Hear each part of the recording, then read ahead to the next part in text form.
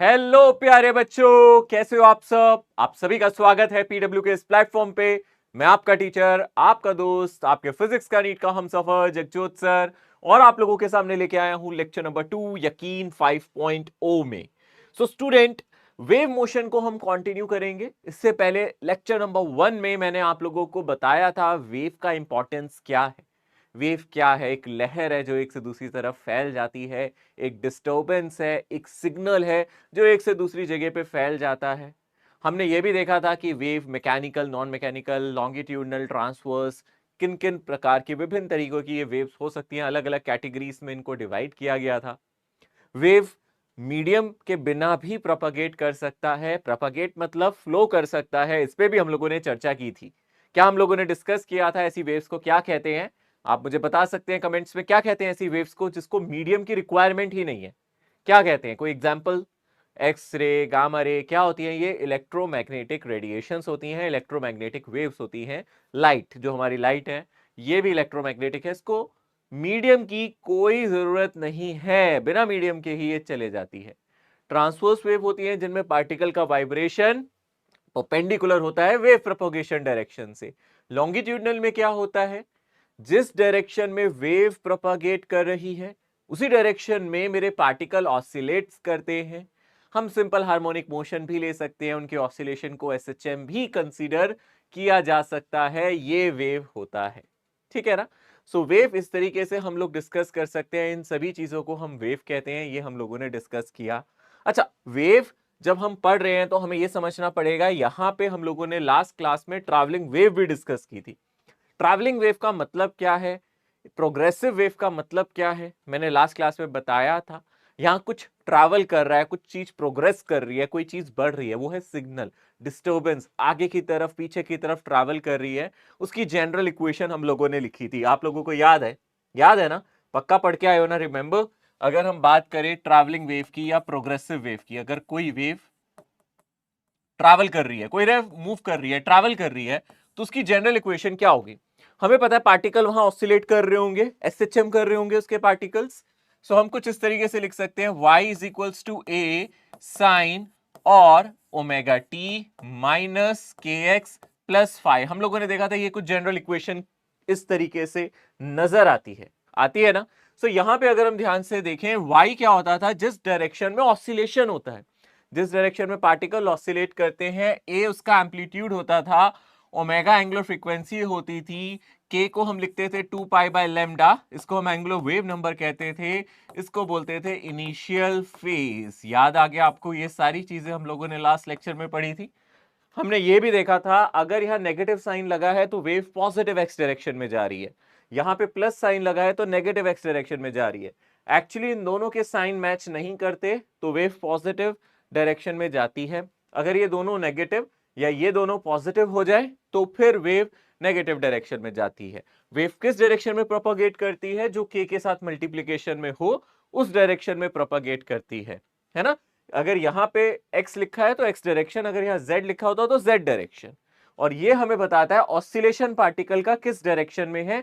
ये हम लोगों ने ट्रैवलिंग वेव की इक्वेशन में देखा था लास्ट क्लास में। ये सब चीजें मैंने आपको बताई थी, याद आ गया? रिवाइज हो गया, रिकैप हो गया, ये सब चीजें हम लोगों ने डिस्कस किया था।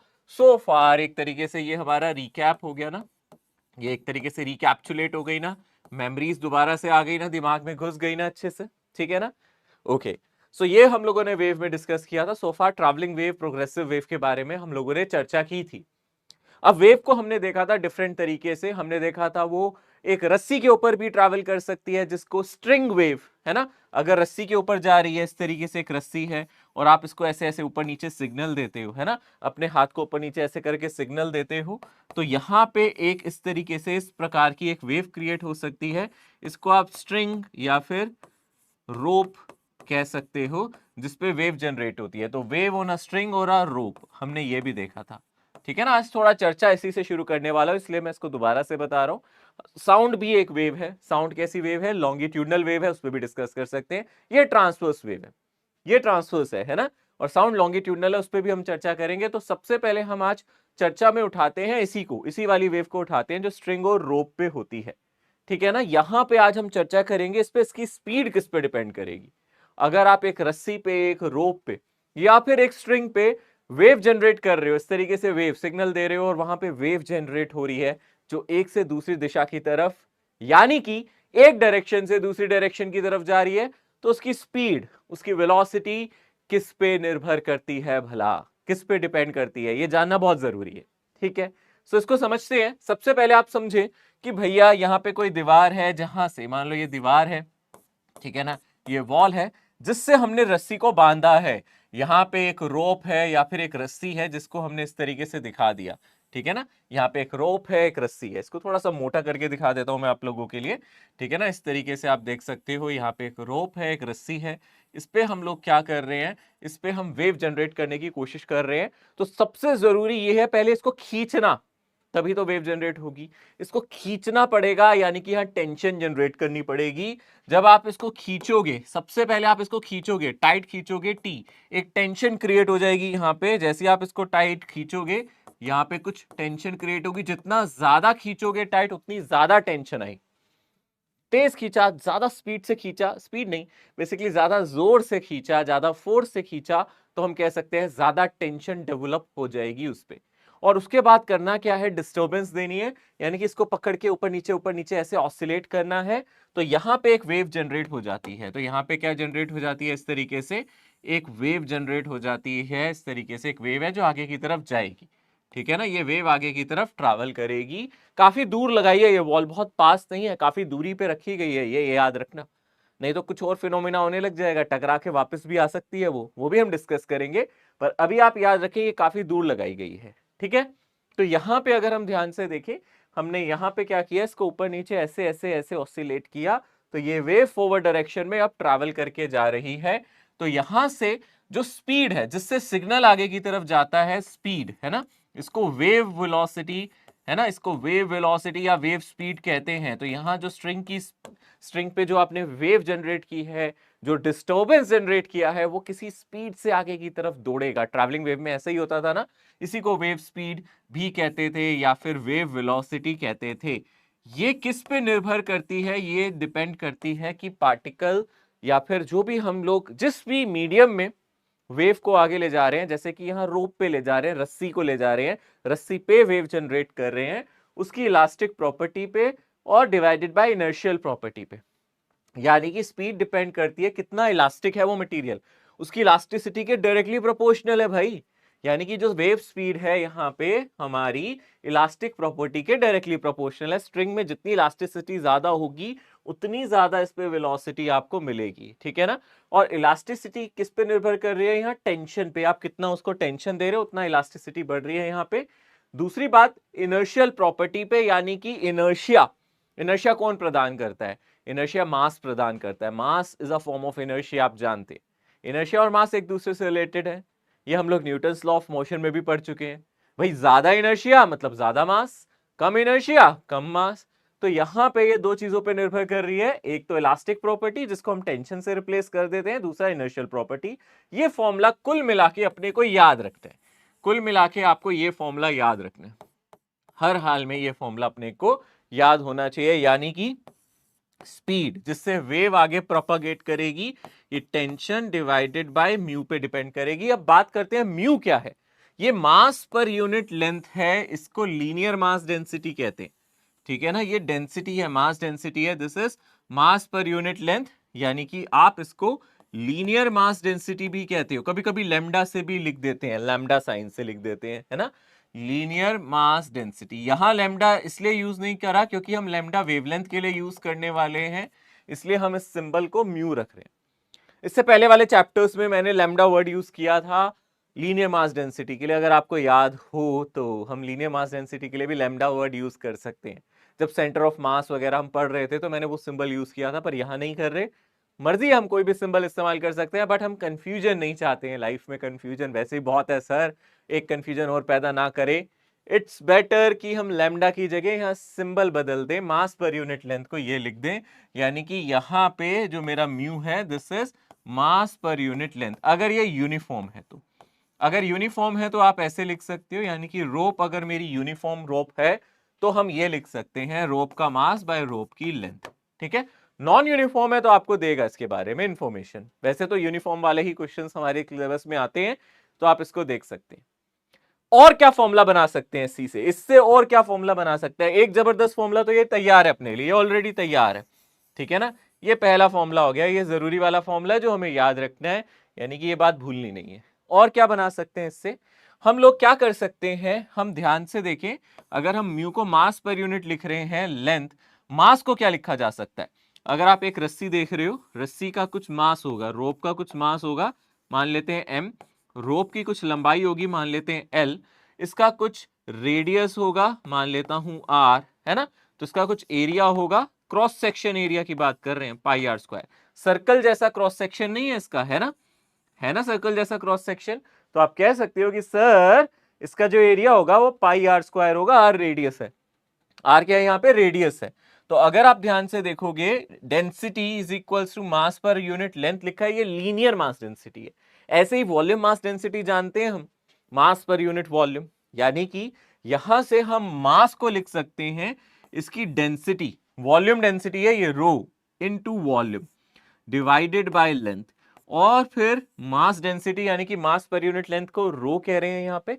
रो क्या है इसकी, वॉल्यूम मास डेंसिटी है, मास पर यूनिट वॉल्यूम जिसको आप कहते हो, this is volume mass density. तो हम क्या कर सकते हैं, हम रिप्लेस कर सकते हैं यहाँ पे, हम इसको रो और वॉल्यूम को क्या लिख सकते हैं, सोचो एक सिलेंडर का वॉल्यूम क्या होगा, उसका cross section area multiply by उसकी हाइट या फिर उसकी लंबाई, लेंथ, यानी कि एरिया मल्टीप्लाई बाय लेंथ, है ना। तो एरिया मल्टीप्लाई बाय लेंथ, और लेंथ से लेंथ ने एक दूसरे को कैंसिल किया, तो रो इंटू ए, यानी कि म्यू को लिखने के दो तरीके, या तो आप m बाई एल लिखो, मास बाय लेंथ लिखो, या फिर वॉल्यूम डेंसिटी इंटू एरिया लिखो। आप म्यू को ऐसे भी एक्सप्रेस कर सकते थे भाई, कर सकते हो ना। आपने देखा म्यू को कैसे एक्सप्रेस किया।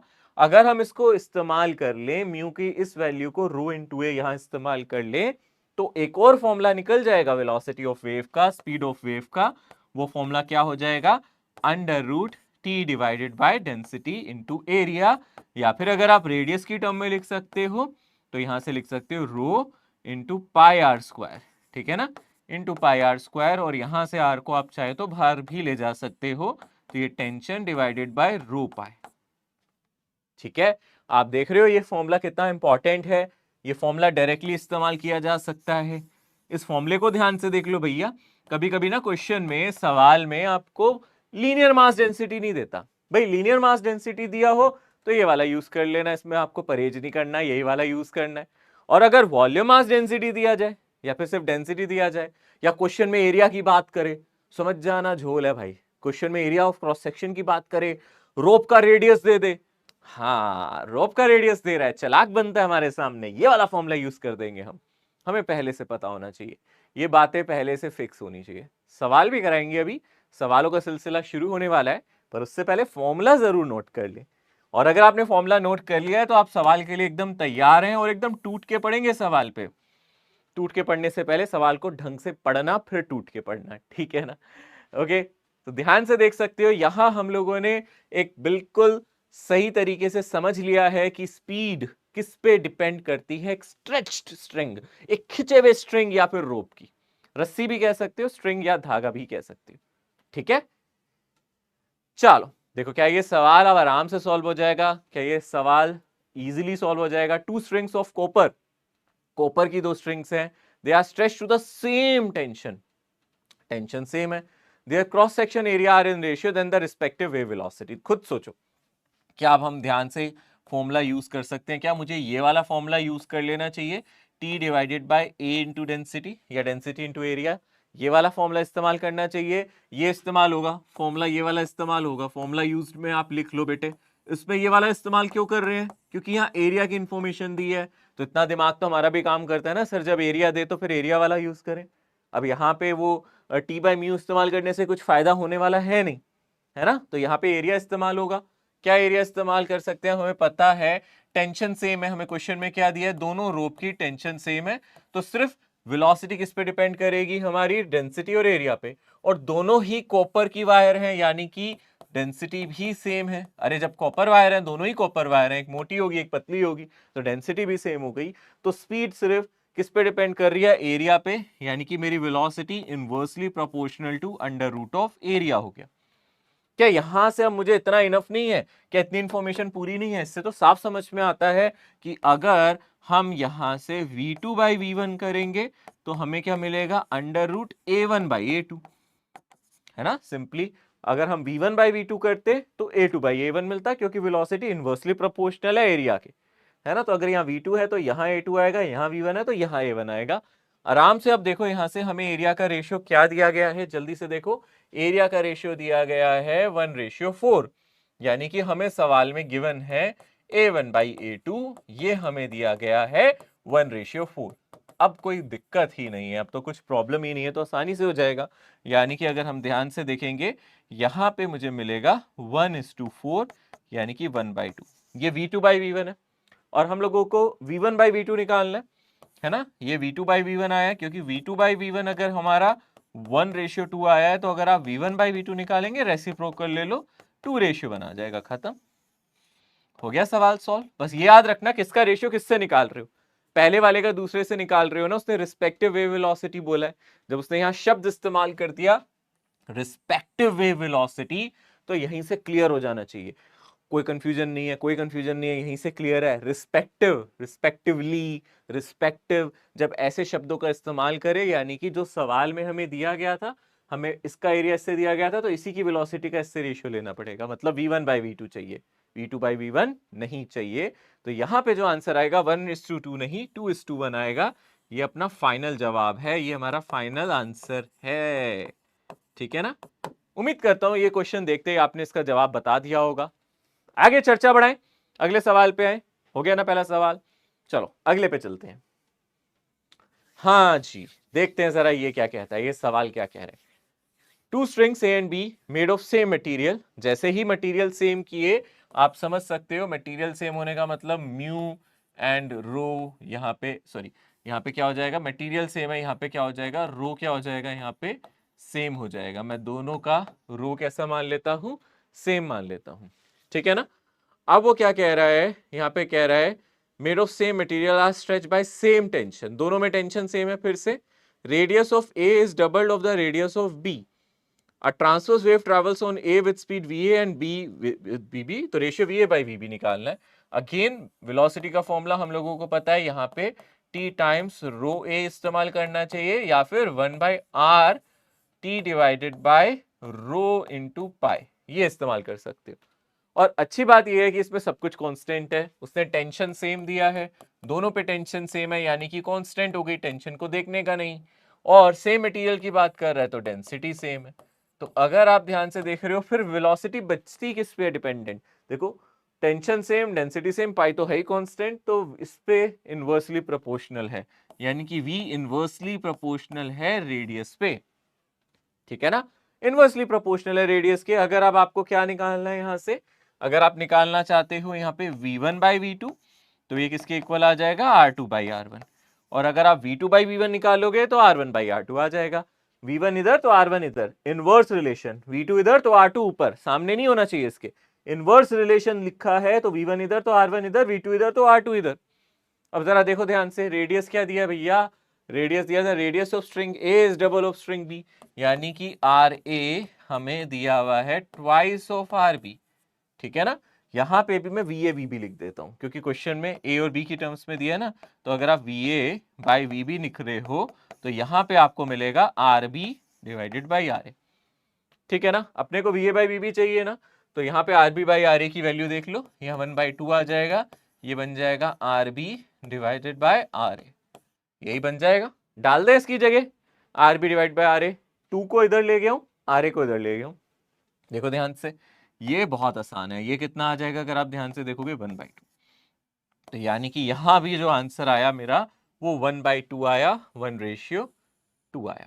इजी है, आसान है, देख सकते हो, आसानी से कर सकते थे इसको, मुश्किल बिल्कुल भी नहीं है। ध्यान से करोगे आंसर आ जाएगा। 1:2 इसलिए आ रहा है, ए का जो रेडियस है वो डबल है बी के, तो आर बी बाई आर ए 1/2 आ जाएगा। ठीक है, आ रहा है ये आंसर आसान।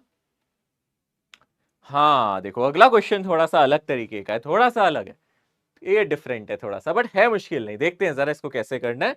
कल वाला जो पढ़ाया कॉन्सेप्ट उसको भी इस्तेमाल किया जाएगा।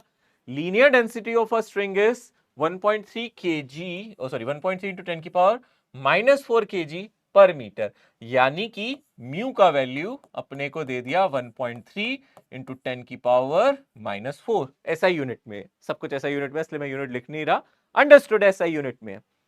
चलो जी, यहां पे y is equals to this दिया है, ये तो मेरा एम्पलीट्यूड बन गया ना। और अगर मैं ध्यान से देखूं यहाँ k होता है तो k की वैल्यू 1 हो गई ना, कुछ नहीं लिखा तो 1 है यहाँ पे। और ओमेगा की वैल्यू कितनी हो गई यहाँ पे, 30 हो गई ना, सब कुछ ऐसा यूनिट में चल रहा है। ठीक है, ओके। अब हम लोगों से पूछ रहे tension in the string, string में टेंशन क्या रही होगी, टेंशन निकालनी है अपने को स्ट्रिंग में, जो अपने को पता है उसी को इस्तेमाल करेंगे, कंफ्यूज नहीं होना है। ज्यादातर बच्चों का सवाल होता है सर हम क्वेश्चन देख के समझ ही नहीं पाते, पूछा क्या था, निकालना क्या था, कैसे करना था, अप्रोच समझ नहीं आती, इतने सारे फॉर्मूले और एक छोटा सा मैं है। सर कितना बोझ है हम पे पढ़ाई का। बोझ लो मत, बहुत आसान है। आपने पढ़ा ही क्या अभी तक, इसमें सोचो, यूज करो। आपने लास्ट क्लास में यहां से इक्वेशन देख के ही अगर मैं आपसे क्वेश्चन में पूछ लूं क्या आप मुझे स्पीड बता सकते हो, वेव की स्पीड तो बता सकते हो, और कुछ मत सोचो। हाँ वेव की स्पीड सर हम बता सकते हैं, बहुत आसान है सर। वेव की स्पीड यहाँ पे हमें पता है वो ओमेगा बाई के होती है ना। और वेव की स्पीड का फॉर्मूला आज हम लोगों ने क्या पढ़ा है, वो हम लोगों ने पढ़ा है टी बाई म्यू। ओ तेरे की, क्या ये दोनों इस्तेमाल कर ले तो आंसर आ जाएगा? अरे क्योंकि ओमेगा पता है अपने को के पता है, अपने को टेंशन निकालना है, अपने को म्यू पता है, फिर टेंशन काहे की लेनी भाई। ठीक है, बिल्कुल टेंशन नहीं लेनी, तो बहुत आसान है। अरे ये तो बहुत आसान है भाई, इसमें तो कुछ था ही नहीं। अरे ये तो बहुत आसान हो गया। कैसे आसान हो गया?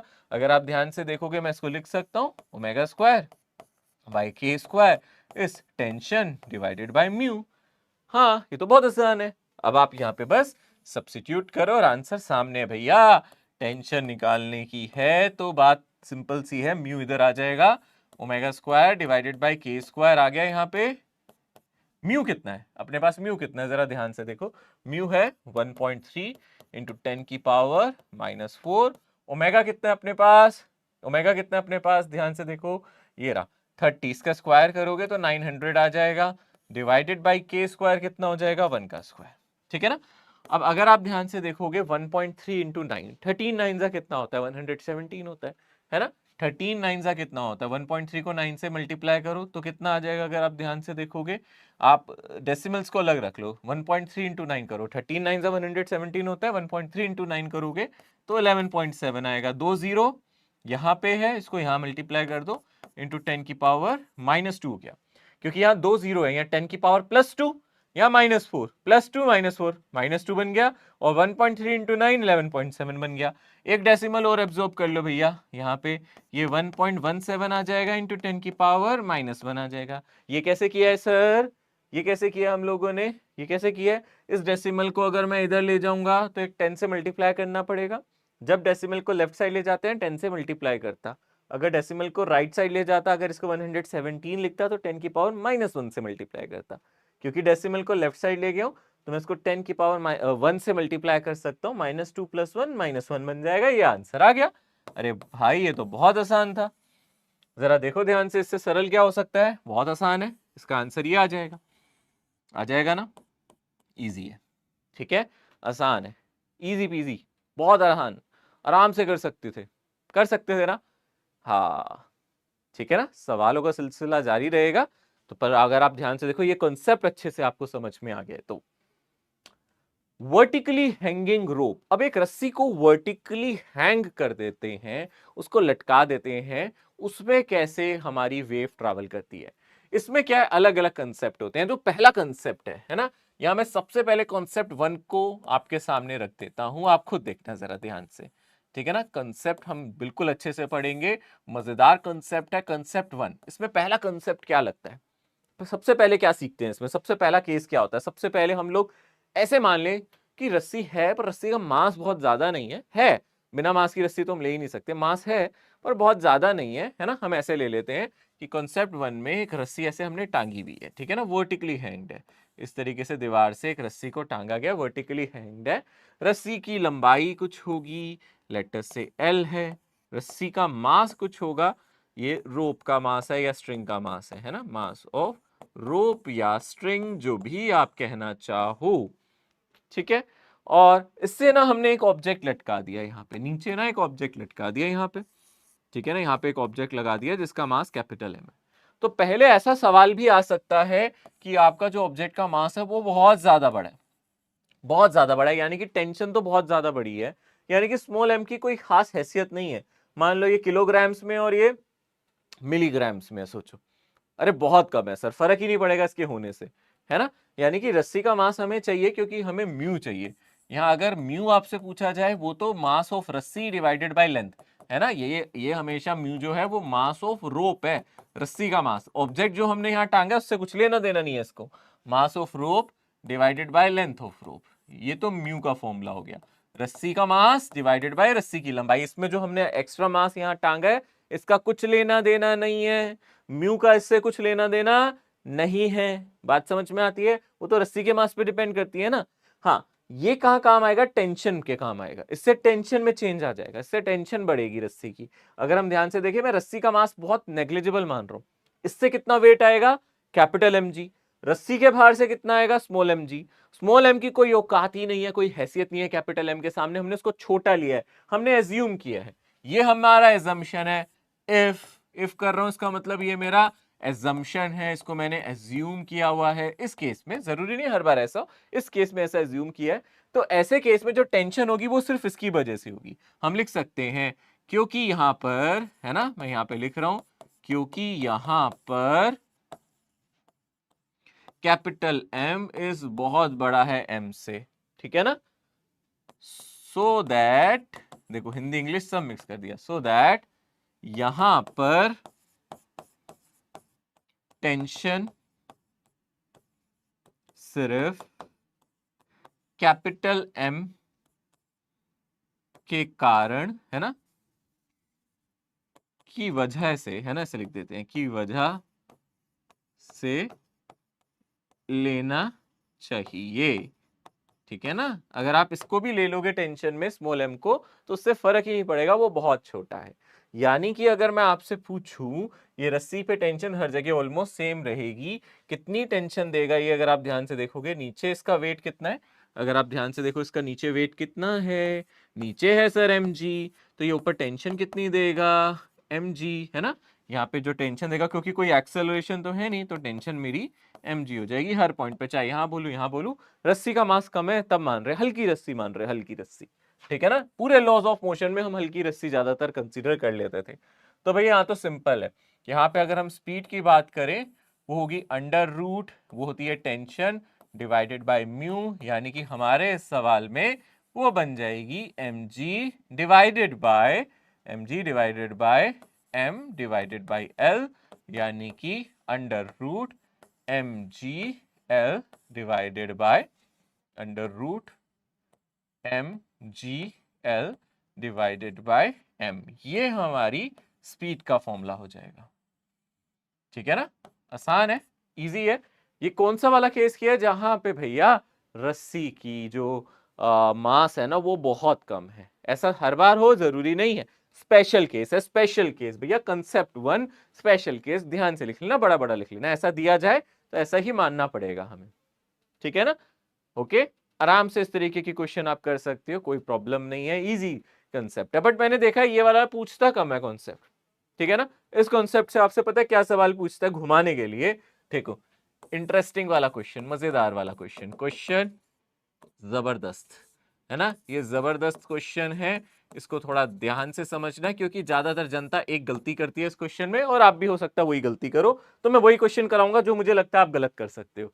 बहुत चालाक हैं सर, वही कराते हैं जो हमें लगता है कि आप गलत कर सकते हो, जो मुझे पता है आप ठीक करोगे, उसमें क्या पूछूं मैं, मुझे पता है आप क्या गलती कर सकते हो, तो मैं सवाल ही ऐसा देता हूं जिसमें मुझे लगता है आप थोड़ी बहुत गलती कर सकते हो सकता है ना भी करो, हो सकता है मैंने इतना अच्छा पढ़ाया हो, क्या पता आप गलती ना ही करो, हो सकता है आप भूल गए हो कि क्या पढ़ाया था, ठीक है। देखते हैं, यहाँ पे एक रस्सी ले लेते हैं, ठीक है ना, रस्सी ले लेते हैं। रस्सी का जो मास डेंसिटी है, रस्सी का जो मास डेंसिटी है वो हमें म्यू दिया है, लीनियर मास डेंसिटी, ठीक है ना, लीनियर मास डेंसिटी ये दे रखी है म्यू, ठीक है ना। और यहाँ पे दो हैवी ऑब्जेक्ट्स लगा दिए, काफी हैवी, तो आप हैवी का मतलब समझ रहे हो, जो बहुत ज्यादा हैवी है ना, ये दोनों हैवी ऑब्जेक्ट है, इसका मास भी कैपिटल एम, इसका मास भी कैपिटल एम, ठीक है ना, इसका भी मास कैपिटल एम, इसका मास भी कैपिटल एम, ठीक है।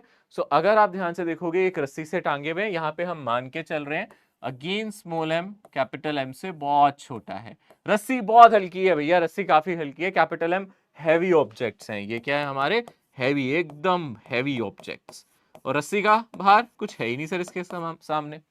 तो अगर मैं पूछूं what will be the velocity, अब आपसे मैं पूछूं what will be speed on string,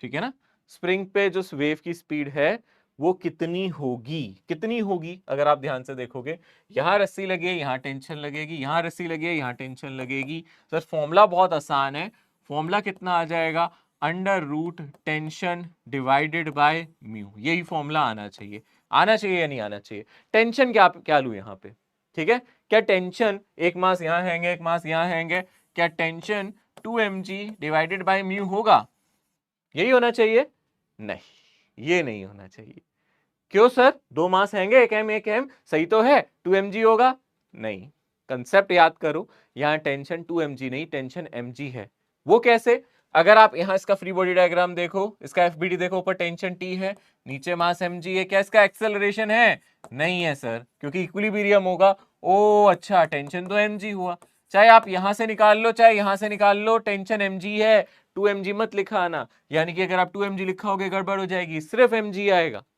यानी कि सही आंसर क्या है, सही आंसर की अगर आप बात करो, सही जवाब होगा, अगर आप वेलोसिटी का फॉर्मूला लिखोगे under root mg divided by mu, बात समझ में आ गई, क्या गलती कर सकते थे आप इसमें, आप ज्यादा से ज्यादा गलती ये कर सकते थे 2mg लिखाते टेंशन को, जो कि गलत है, जो कि न्यूटन लॉ ऑफ मोशन पढ़ाते टाइम भी मैंने बताया था, यहां टेंशन 2mg नहीं होगी, अगर आप ये सोच रहे हो सर दो जगह मास हैंग किया है, तो आप एक जगह से मास हटा दो, हटा के देख लो, फिर तो ये ऊपर की तरफ मूव करने लगेगा, इक्विलिब्रियम रहेगा ही नहीं, अरे हम इक्विलिब्रियम की बात कर रहे हैं, यहाँ पे ये दोनों मूव नहीं कर रहे हैं, और मूव कर रहे हैं तो कांस्टेंट स्पीड से करेंगे, मूव कर नहीं रहे हैं, इक्विलिब्रियम मान के चलूंगा, टेंशन कैसी रहेगी, यहाँ पे टेंशन मेरी mg रहेगी, अरे रस्सी को कभी भी एक सिरे से पकड़ के नहीं ले जाते, अगर आप उसको इक्विलिब्रियम में रखना चाहते हो दोनों तरफ से खींचना पड़ता है, टेंशन तब आती है जब दोनों हाथ से खींचता हूं, अगर मैं कह रहा हूं एक रस्सी में टेंशन T है तो यहां से भी T यहां से भी T, समझ रहे हो इस बात को, याद है ना, मैंने बताया था एक हाथ से पकड़ के रस्सी को नहीं रख सकते, दोनों हाथ से पकड़ोगे तब जाके टेंशन जनरेट होगा उसमें,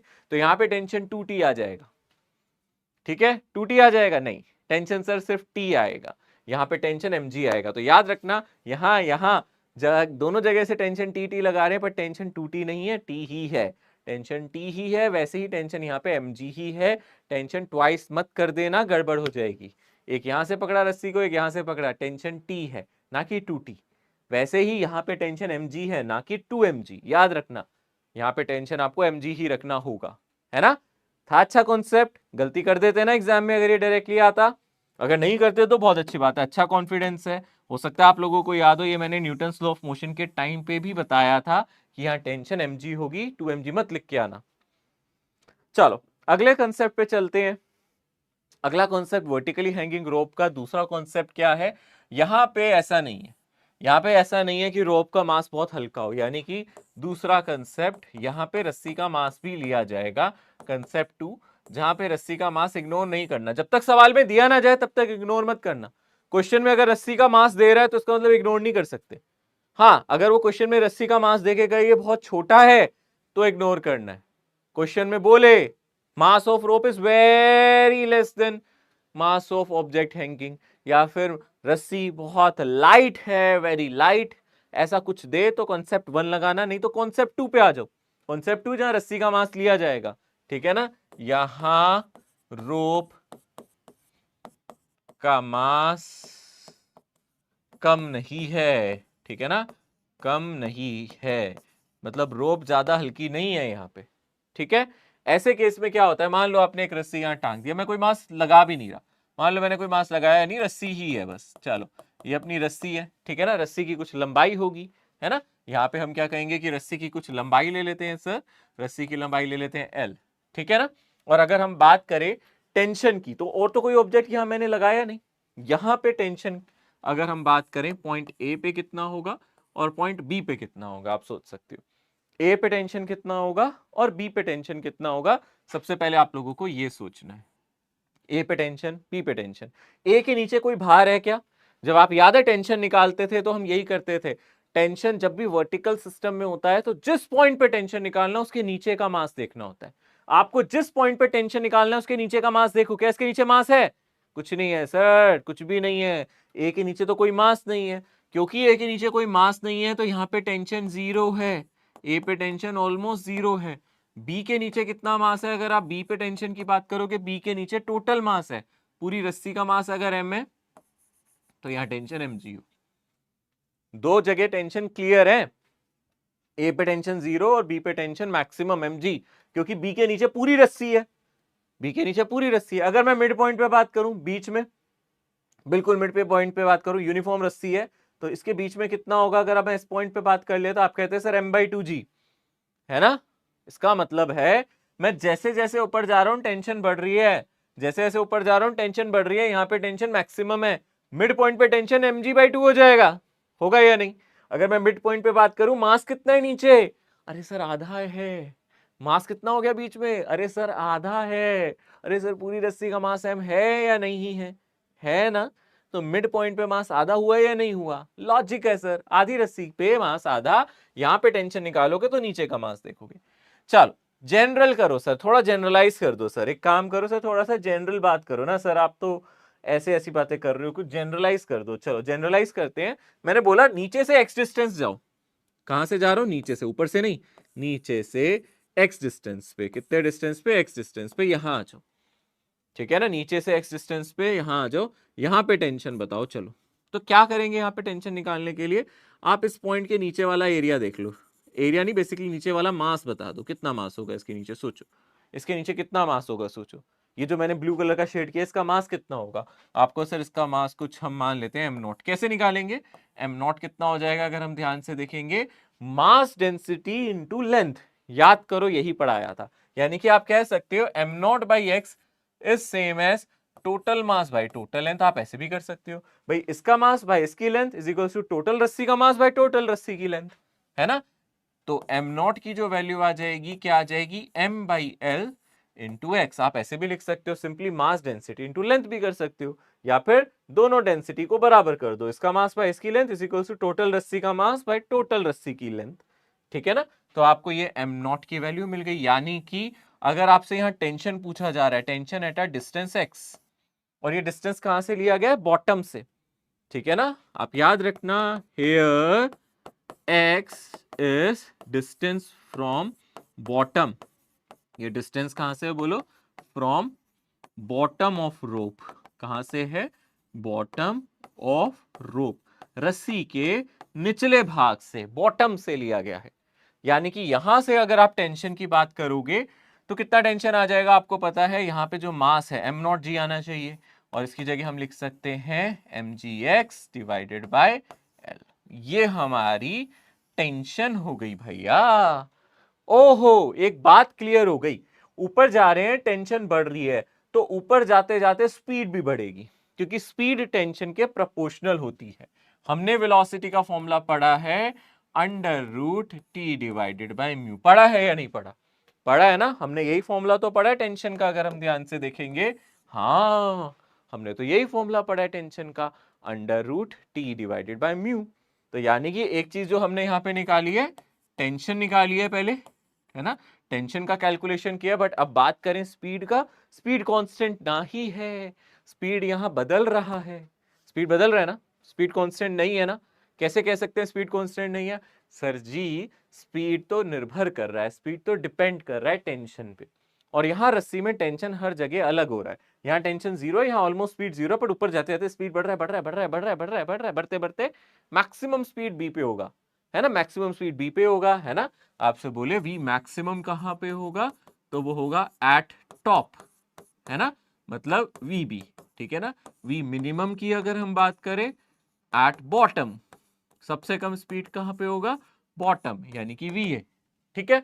बट अब आप बोलो नहीं हमें तो एक्स डिस्टेंस पे स्पीड निकालना है, तो हम इसमें निकाल सकते हैं speed of wave at distance x, है ना। यहां पे हम निकाल सकते हैं speed of wave at distance x from bottom, at distance x from bottom, bottom से यानी कि निचले भाग से x डिस्टेंस पे क्या स्पीड होगा। अरे डाल दो भैया, वैल्यू डाल दो, क्या दिक्कत है। अंडर रूट टी की जगह डालो mgl बाय x, ये टेंशन की जगह डाल दिया, और म्यू की जगह क्या डाला, m बाय l। ओ भाई साहब, m से m तो कट गया, है ना, m से m तो यहाँ पे क्या हो गया, कट गया, है ना। और क्या कटेगा, और क्या कट जाएगा, अगर आप ध्यान से देखोगे, एक सेकंड गलत डाल दिया, रुको रुको रुको रुको रुको, ये था m g x by l, हाँ अब ठीक है, m g x by l, अब सही है ना। और म्यू की जगह क्या डालना है, एम बाई एल। मैं सोचूं कट क्यों नहीं रहा है, ठीक है ना, लिखा ही गलत है तो कटेगा कहां से। यहाँ पे m g x by l था ना, मैंने m g l by x लिख दिया था, कटता कैसे, अब कट गया, एल से एल कट गया, एम से एम कट गया, तो कितना आ गया, कितना आ गया, अंडर रूट जी एक्स। ये हमारा आंसर है, जो कि मुझे पहले से पता था आने वाले, मैं तो बस मजे ले रहा था आप लोगों से, पहले से पता था मुझे यही आएगा, ठीक है ना। आपको भी पता होना चाहिए, इसका मतलब सर को पता था तो हमें भी पता होना चाहिए, under root g x. Oh यानी कि v proportional to under root x, ये आप याद रख सकते हो, ठीक है ना, ये याद रख सकते हो। सवाल दिखाऊंगा मैं कैसे पूछ सकता है, लिख लो इसको फटाफट। यानी कि जैसे जैसे ऊपर जाएंगे, जैसे जैसे x बढ़ेगा, जैसे जैसे ऊपर जाएंगे, जैसे जैसे x बढ़ेगा, स्पीड बढ़ती जाएगी। सबसे टॉप पॉइंट पे x की जगह आप क्या डाल दोगे, l डाल दोगे, है ना। तो सबसे टॉप पॉइंट पे vb हो जाएगा अंडर रूट जी एल। अरे vb क्या होगा, under root two G L ही तो हो जाएगा इस फॉर्मूले के हिसाब से, है ना। vb की वैल्यू अंडर रूट जी एल, और इसकी वैल्यू क्या हो जाएगी, अप्रोक्सीमेटली 0। ए पे तो x की वैल्यू 0 हो गई ना, ठीक है ना। अगर आप बी पॉइंट पे बात करो तो x बढ़ता बढ़ता बढ़ता बढ़ता l हो जाएगा, और ए पे बात करो x की वैल्यू क्या हो जाएगी, 0, यानी कि 0, ठीक है। ये इंपॉर्टेंट फॉर्मूला है, काम का फॉर्मूला है, अच्छे से इसको नोट कर लेंगे, कर रहे हो ना नोट, ठीक है। आसान, बहुत आसान है, अरे हो जाएगा याद, ठीक है ना, डरो मत, हो जाएगा, तुम कर लोगे याद। बायो वाले स्टूडेंट्स हो भाई, नीट के स्टूडेंट्स हो, तुम्हारी याददाश्त का कोई मुकाबला नहीं है, कोई तोड़ नहीं है, ये तुम्हारी ताकत है, कमजोरी नहीं है, याद रखना, ठीक है, याद रखना, ओके।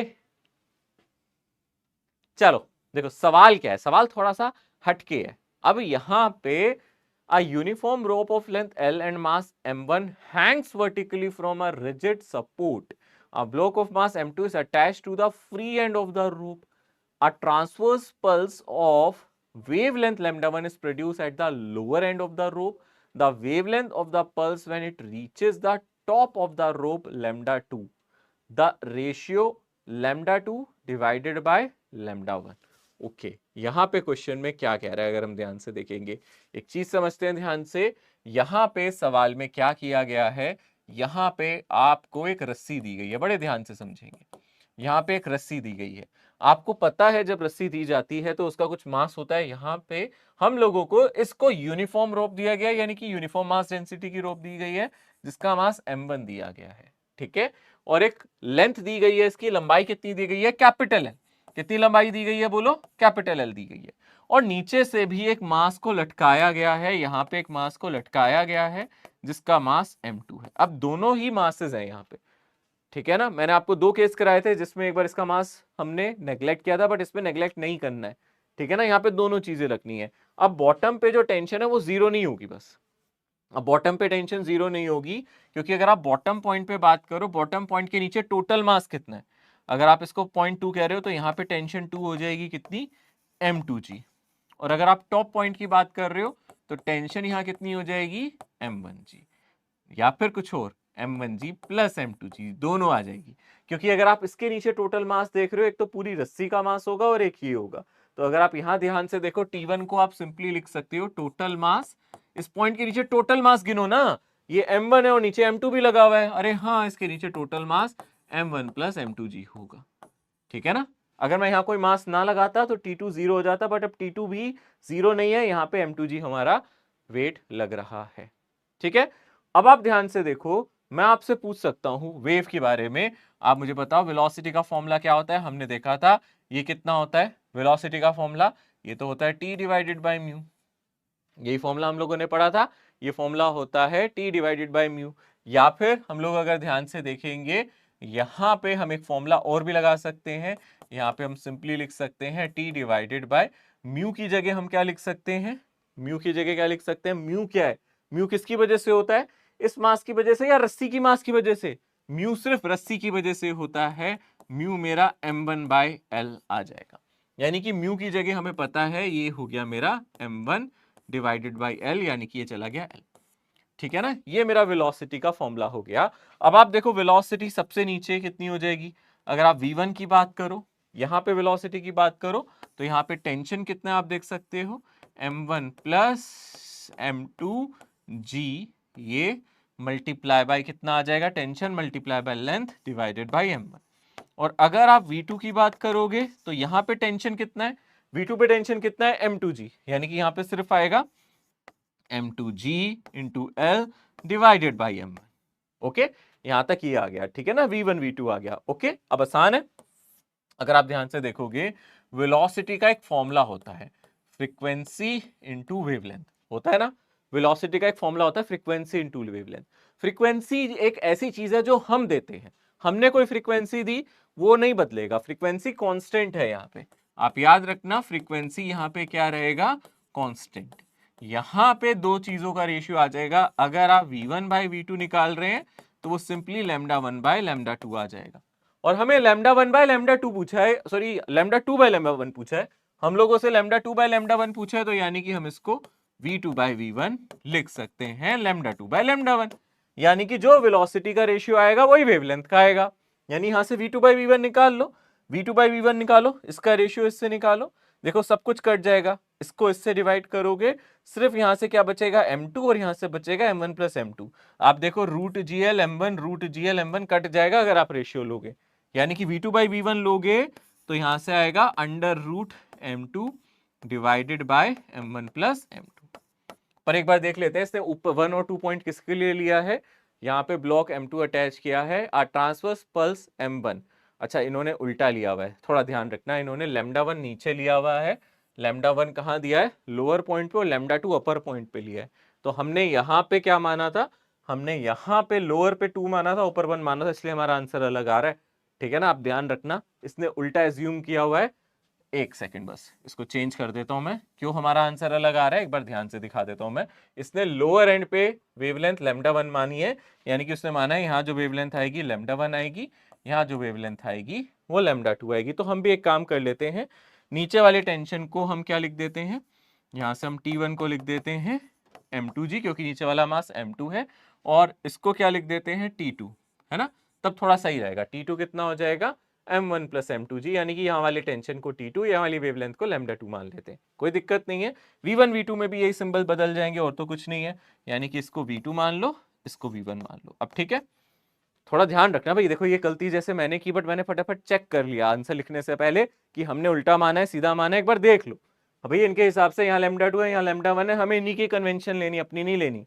तो हम एक काम कर लेते हैं, यहाँ पे दोबारा से निकाल लेते हैं, हम लोगों को लैम्डा 2 बाई लैम्डा 1 बोला है, तो v2 बाई v1 आ जाएगा lambda 2 divided by lambda 1, frequency constant है। तो अगर हम ध्यान से देखेंगे v2 बाई v1 यहाँ से एक्चुअली आएगा m1 प्लस m2 और डिवाइडेड बाई कितना आ जाएगा m2, ये आ जाएगा लैम्डा 2 बाय लैम्डा 1। ठीक है ना, एक्चुअली स्पीड जहां ज्यादा है वहां वेवलेंथ भी ज्यादा होगी इस केस पे, और यहाँ पे स्पीड ज्यादा है तो यहाँ वेवलेंथ ज्यादा होनी चाहिए। मुझे ऐसे ही समझ में आ गया था कि कुछ गलती कर बैठे हैं हम, बट आपको पता होना चाहिए गलती करके भी कैसे उसे सुधारा जाए। गलती करना बड़ी चीज नहीं है, गलती करके उसको सुधार लेना सबसे बड़ी चीज है। तो गलती हो जाती है, इंसान है हम लोग, ह्यूमन है, भगवान तो है नहीं, ठीक है, बट उसको सुधार लो वक्त रहते ही। मैंने आंसर करते ही एकदम से एक्साइटेड नहीं हुआ और आगे बढ़ नहीं गया, मैंने आंसर किया, मैंने दोबारा चेक किया, ठीक है ना।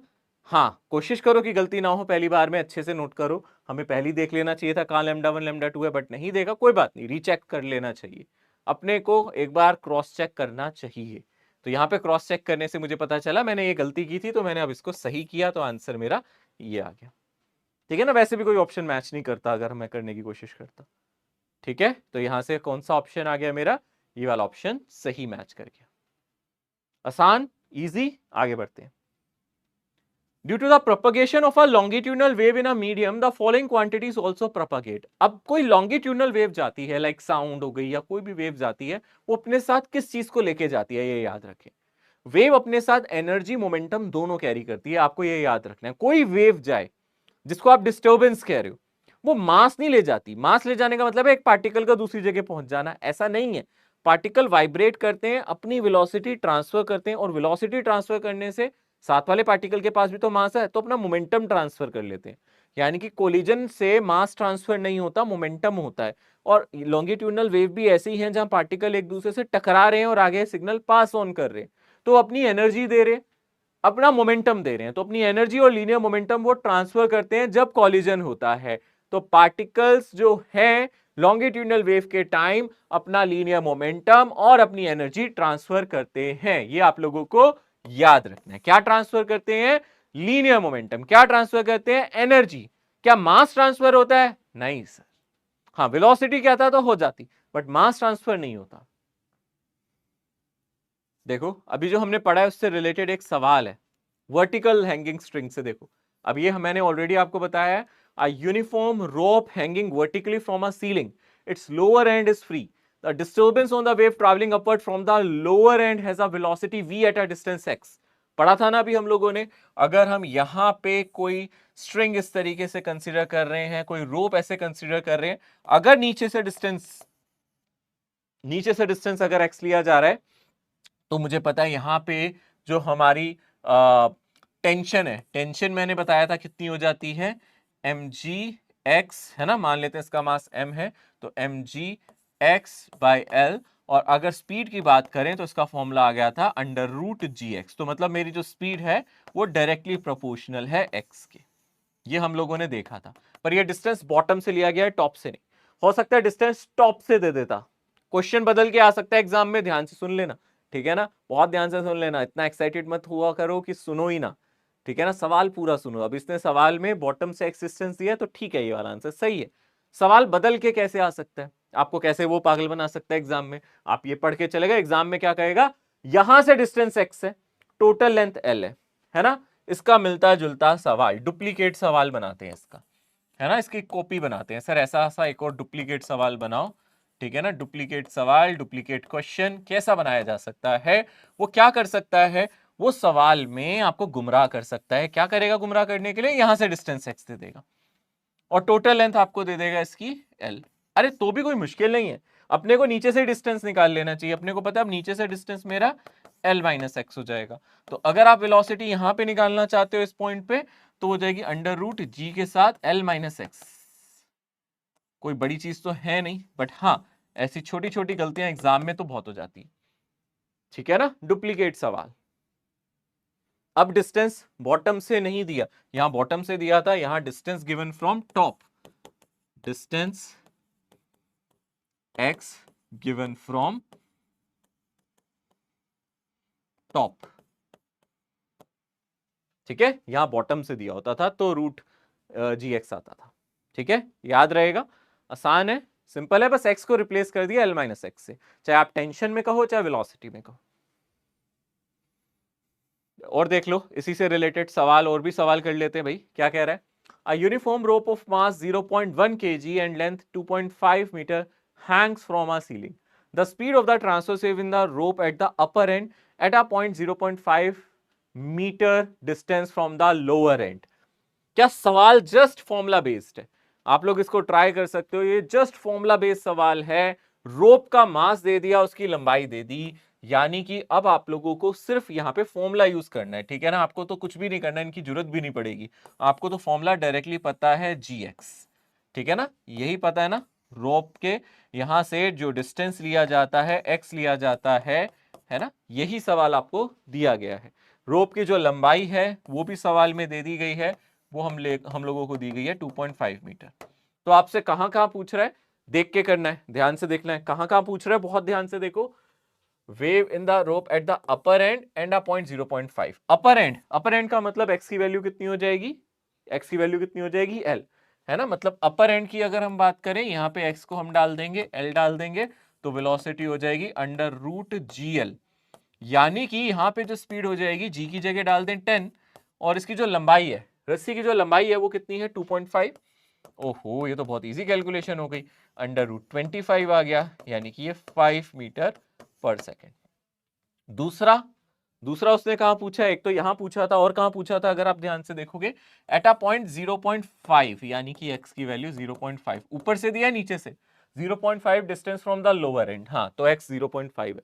अगर टॉप से देता तो x की वैल्यू यहां पे 2 हो जाती फिर, ठीक है, l माइनस एक्स करना पड़ता, बट यहां से बॉटम पॉइंट से दिया तो x ही हमें 0.5 दिया है, यानी कि वेलोसिटी कितनी हो गई, g टाइम्स x, यानी कि 10 मल्टीप्लाई बाय 0.5, यानी कि √5, अंडर रूट और 5 क्या होगा, 4 का अंडर रूट क्या होता है 2, 5 का 2 से थोड़ा सा बड़ा हो जाएगा, है ना, तो 2.2 समथिंग मीटर पर सेकेंड अप्रोक्सीमेटली लिख रहा हूं।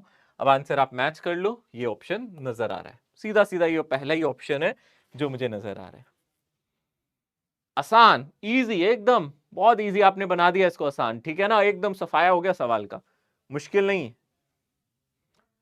साउंड वेव, अब चर्चा कर रहे हैं थोड़ी सी साउंड पे। जो हमने स्ट्रिंग वाला पोर्शन पढ़ा उसके सवाल देखे, वहां से सवाल आते हैं, उसके बाद हम कॉम्बिनेशन से भी पढ़ेंगे, जब दो ट्रैवलिंग वेव का कॉम्बिनेशन होगा हम दोबारा से आएंगे उस पर, खत्म नहीं हुआ वो टॉपिक, ठीक है। पर अब थोड़ा सा पहले साउंड वेव के बारे में पढ़ते हैं। मैंने आपको बताया था sound is nothing but compression rarefaction, longitudinal wave है, कॉम्प्रेशन रेयरफैक्शन, कॉम्प्रेशन रेयरफैक्शन, कोई चीज जब वाइब्रेट करती है साउंड प्रोड्यूस करती है। हम बोल रहे हैं हमारे वोकल कोड वाइब्रेट कर रहे हैं, हम बोल रहे हैं हमारे वोकल कोड वाइब्रेट कर रहे हैं, साउंड प्रोड्यूस कर रहे हैं, ठीक है ना, है ना, ये बात समझ में आती है। तो आप देख सकते हो यहाँ पे स्पीकर है, स्पीकर क्या है, एक तरीके से ऐसे समझ लो एक रोड वाइब्रेट कर रहा है, तो यहाँ पे डेंसिटी बढ़ती है घटती है, बढ़ती है घटती है। मैंने कहा था जहां डेंसिटी कम हो जाए वो रेयरफैक्शन, जहां डेंसिटी बढ़ जाए कॉम्प्रेशन, डेंसिटी बढ़ेगा प्रेशर बढ़ेगा, है ना। और अगर आप इसको एक ग्राफ में प्लॉट कर दोगे तो आपको इस तरीके से ग्राफ नजर आएगा, यानी कि बिल्कुल वेव जैसा। यहां मैं किसको प्लॉट कर रहा हूं, यहां वेव के प्रेशर को आप देख सकते हो, जहां पार्टिकल्स बहुत ज्यादा पास पास आ गए वहां प्रेशर बहुत ज्यादा हो गया, जहां पार्टिकल बहुत ज्यादा पास पास आ गए वहां प्रेशर बहुत ज्यादा हो गया, और फिर प्रेशर दोबारा से एटमॉस्फेयर के इक्वल हो जाता है और फिर एटमॉस्फेयर से भी कम हो जाता है। तो पहले भी तो एटमॉस्फेयर का कुछ प्रेशर होगा, फिर उससे भी कम हो जाता है। यहां पे ये जो लाइन है ये एटमॉस्फेरिक प्रेशर को दिखा रही है, तो हमारा प्रेशर एटमॉस्फेयर से ज्यादा हो जाता है। यहां पे क्या है, कॉम्प्रेशन है, फिर कम हो जाता है, रेयरफैक्शन आता है यहां पे, है ना। यहां पे देखो, अगर आप ध्यान से देखोगे एटमॉस्फेरिक प्रेशर हो गया, फिर और कम हो जाता है, एटमॉस्फेयर से भी कम हो जाता है, यानी कि रेयरफैक्शन, मतलब पार्टिकल दूर दूर चले जाते हैं। तो आप इसको डेंसिटी या प्रेशर की तरफ फॉलो कर सकते हो, तो ये भी एकदम से कर्व देता है आपको, जैसे कि हम ट्रैवलिंग वेव में दे रहे थे, ये भी हमें कुछ ऐसे आगे बढ़ता हुआ दिखता है, क्योंकि कंप्रेशन रेयरफैक्शन भी आगे चलते रहते हैं। मैंने लास्ट टाइम इलस्ट्रेट करके दिखाया था आप लोगों को, नहीं तो उसको दोबारा देखना, मैंने इसका एक अच्छा सा आप लोगों को वीडियो की फॉर्म में दिखाया था, या तो आपको अगर नहीं याद तो उसको लास्ट क्लास में मैंने कराया था, आप देखना, ठीक है ना। तो इस तरीके से हमारी साउंड वेव जाती है। और इन जनरल अगर हम बात करें जो स्पीड ऑफ साउंड है, इन जनरल मैं आपको बता देता हूं, नॉर्मली, है ना, इन जनरल अप्रोक्सीमेटली जो होती है ना इसकी स्पीड, हम अप्रोक्सीमेट स्पीड की बात करते हैं 340 से 330 मीटर के बीच में होती है। 330 मीटर पर सेकंड से 340 मीटर पर सेकंड होती है हमारी, नॉर्मली इतनी होती है ना, एट रूम टेम्परेचर हमने इतना ऑब्जर्व किया, है ना। जनरल कंडीशंस पे अप्रोक्सीमेटली इसके बीच में फ्लक्चुएट करती रहती है। ये स्पीड ऑफ साउंड है, ये हमारी स्पीड ऑफ साउंड है, ठीक है। आई कहां से कैसे निकालेंगे, किन किन फैक्टर्स के साथ इसको बदल सकते हैं, इस पे चर्चा बाकी है। जैसे स्ट्रिंग पे हमने देखा था किन किन फैक्टर्स के साथ कैसे कैसे वो बदल सकती थी, वैसे इस पे भी चर्चा करेंगे, किन किन फैक्टर्स पे डिपेंड करेगी, कैसे इसको बढ़ाया जा सकता है, किन दिनों में ये बढ़ जाती है, कब स्पीड ऑफ साउंड घट जाती है, बारिशों के टाइम क्या होता है, हाई टेम्परेचर पे क्या होता है, हॉट डेज में क्या होता है, कोल्ड डेज में क्या होता है, सब डिस्कस करेंगे। देखो, sound wave are not polarised, एक इंपॉर्टेंट सवाल एकदम बीच में मैंने ये डाल दिया, ये सवाल ये इंपॉर्टेंट है, आप याद रखना। साउंड वेव की जब बात करें ना वो कभी पोलराइज नहीं होती। क्यों नहीं होती साउंड वेव पोलराइज, ये साउंड वेव को पोलराइजेशन क्यों नहीं मिलता, क्योंकि पोलराइजेशन एक स्पेशल फिनोमिना है जो सिर्फ ट्रांसवर्स वेव को मिलता है, लॉन्गिट्यूडनल को नहीं। Polarisation is associated with transverse wave only, ये सिर्फ ट्रांसवर्स वेव के लिए हो सकता है, और किसके लिए नहीं होता, लॉन्गिट्यूडनल के लिए नहीं होता। यानी कि यहाँ प्लेन ऑफ वाइब्रेशन फिक्स हो जाता है, मतलब एक ही प्लेन में पार्टिकल वाइब्रेट करे और वो परपेंडिकुलर होना चाहिए वेव वेलोसिटी से। फिर वो कहां से लॉन्गिट्यूडल में लगेगा, तो यानी कि इसका बस यही आसान आंसर है, ये लॉन्गिट्यूडल होती है, इसलिए साउंड वेव पे ये नहीं लगता।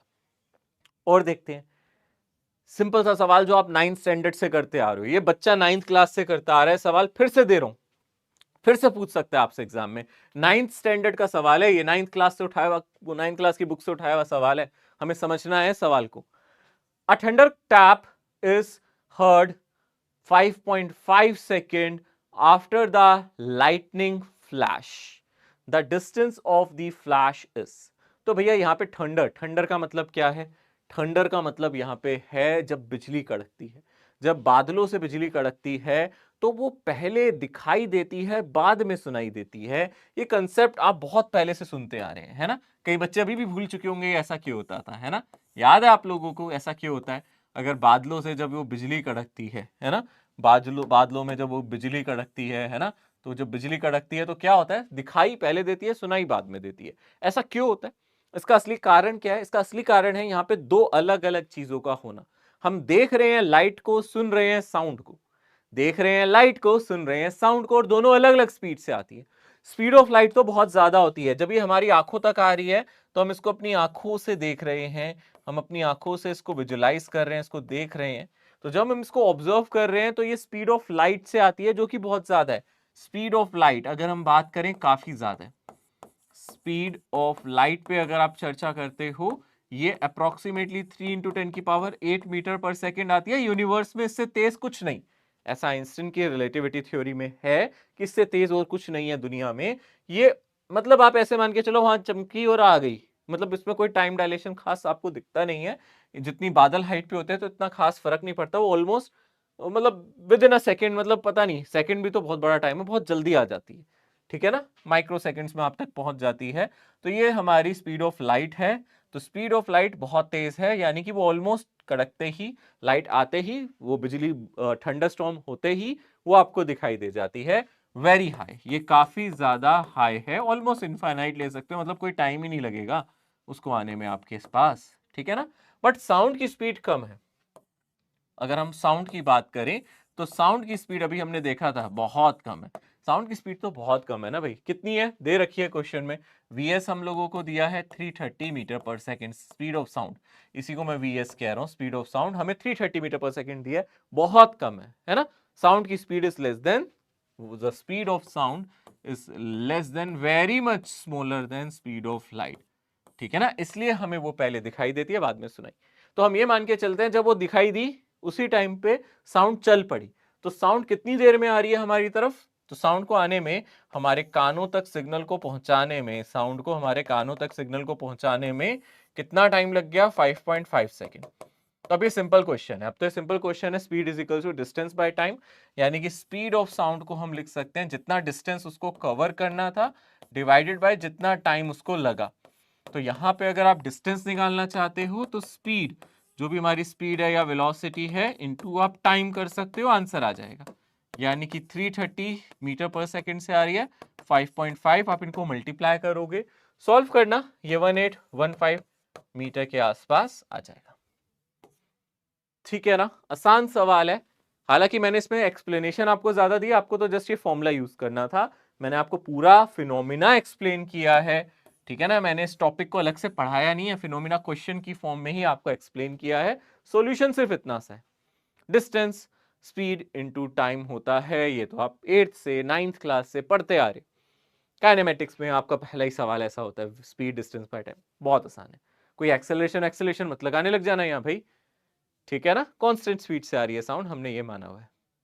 लाइट को आने में कितना टाइम लगा? Almost 0 second. साउंड को आने में 5.5 सेकेंड। स्पीड ऑफ साउंड किन किन फैक्टर्स पे डिपेंड करती है, कैसे हमें पता चलता है? तो याद रखना, साउंड प्रोपागेट कर रही है, साउंड एक लॉन्गिट्यूडनल वेव है, ये भी इलास्टिसिटी पे डिपेंड कर रही है, यानी इलास्टिक प्रॉपर्टी पे। दूसरा, ये डेंसिटी पे यानी कि इनर्शियल प्रॉपर्टी पे डिपेंड कर रहा है। जैसे कि हमने पहले देखा था वैसे ही ये भी है। तो आप देख सकते हो the equation for the velocity of sound through a medium, जैसे पहले देखा था हमने स्ट्रिंग में, ये भी कुछ इलास्टिक प्रॉपर्टी पे और इनर्शियल प्रॉपर्टी पे डिपेंड करती है। यहाँ पे E का मतलब है मॉड्यूलस ऑफ इलास्टिसिटी, D का मतलब है हमारी डेंसिटी, ठीक है ना? ये वॉल्यूम डेंसिटी को D लिखा हुआ है। यानी कि अगर हम ध्यान से देखेंगे, साउंड भी अगर बात करें इलास्टिक प्रॉपर्टी और इनर्शियल प्रॉपर्टी पे डिपेंड कर रहा है, जैसे ट्रांसवर्स कर रहा था वैसे ये भी कर रहा है। और अगर आप बात करो अलग अलग मीडियम में, अगर आप सॉलिड मीडियम की बात करो, सॉलिड के केस में आप modulus of elasticity Young's modulus को लेते हो। यहां पे मॉडुलस ऑफ इलास्टिसिटी किसको लेते हैं? Young's modulus. सॉलिड सबसे ज्यादा इलास्टिक होते हैं, आप जानते हो, इलास्टिसिटी का कोई कंपैरिजन नहीं है।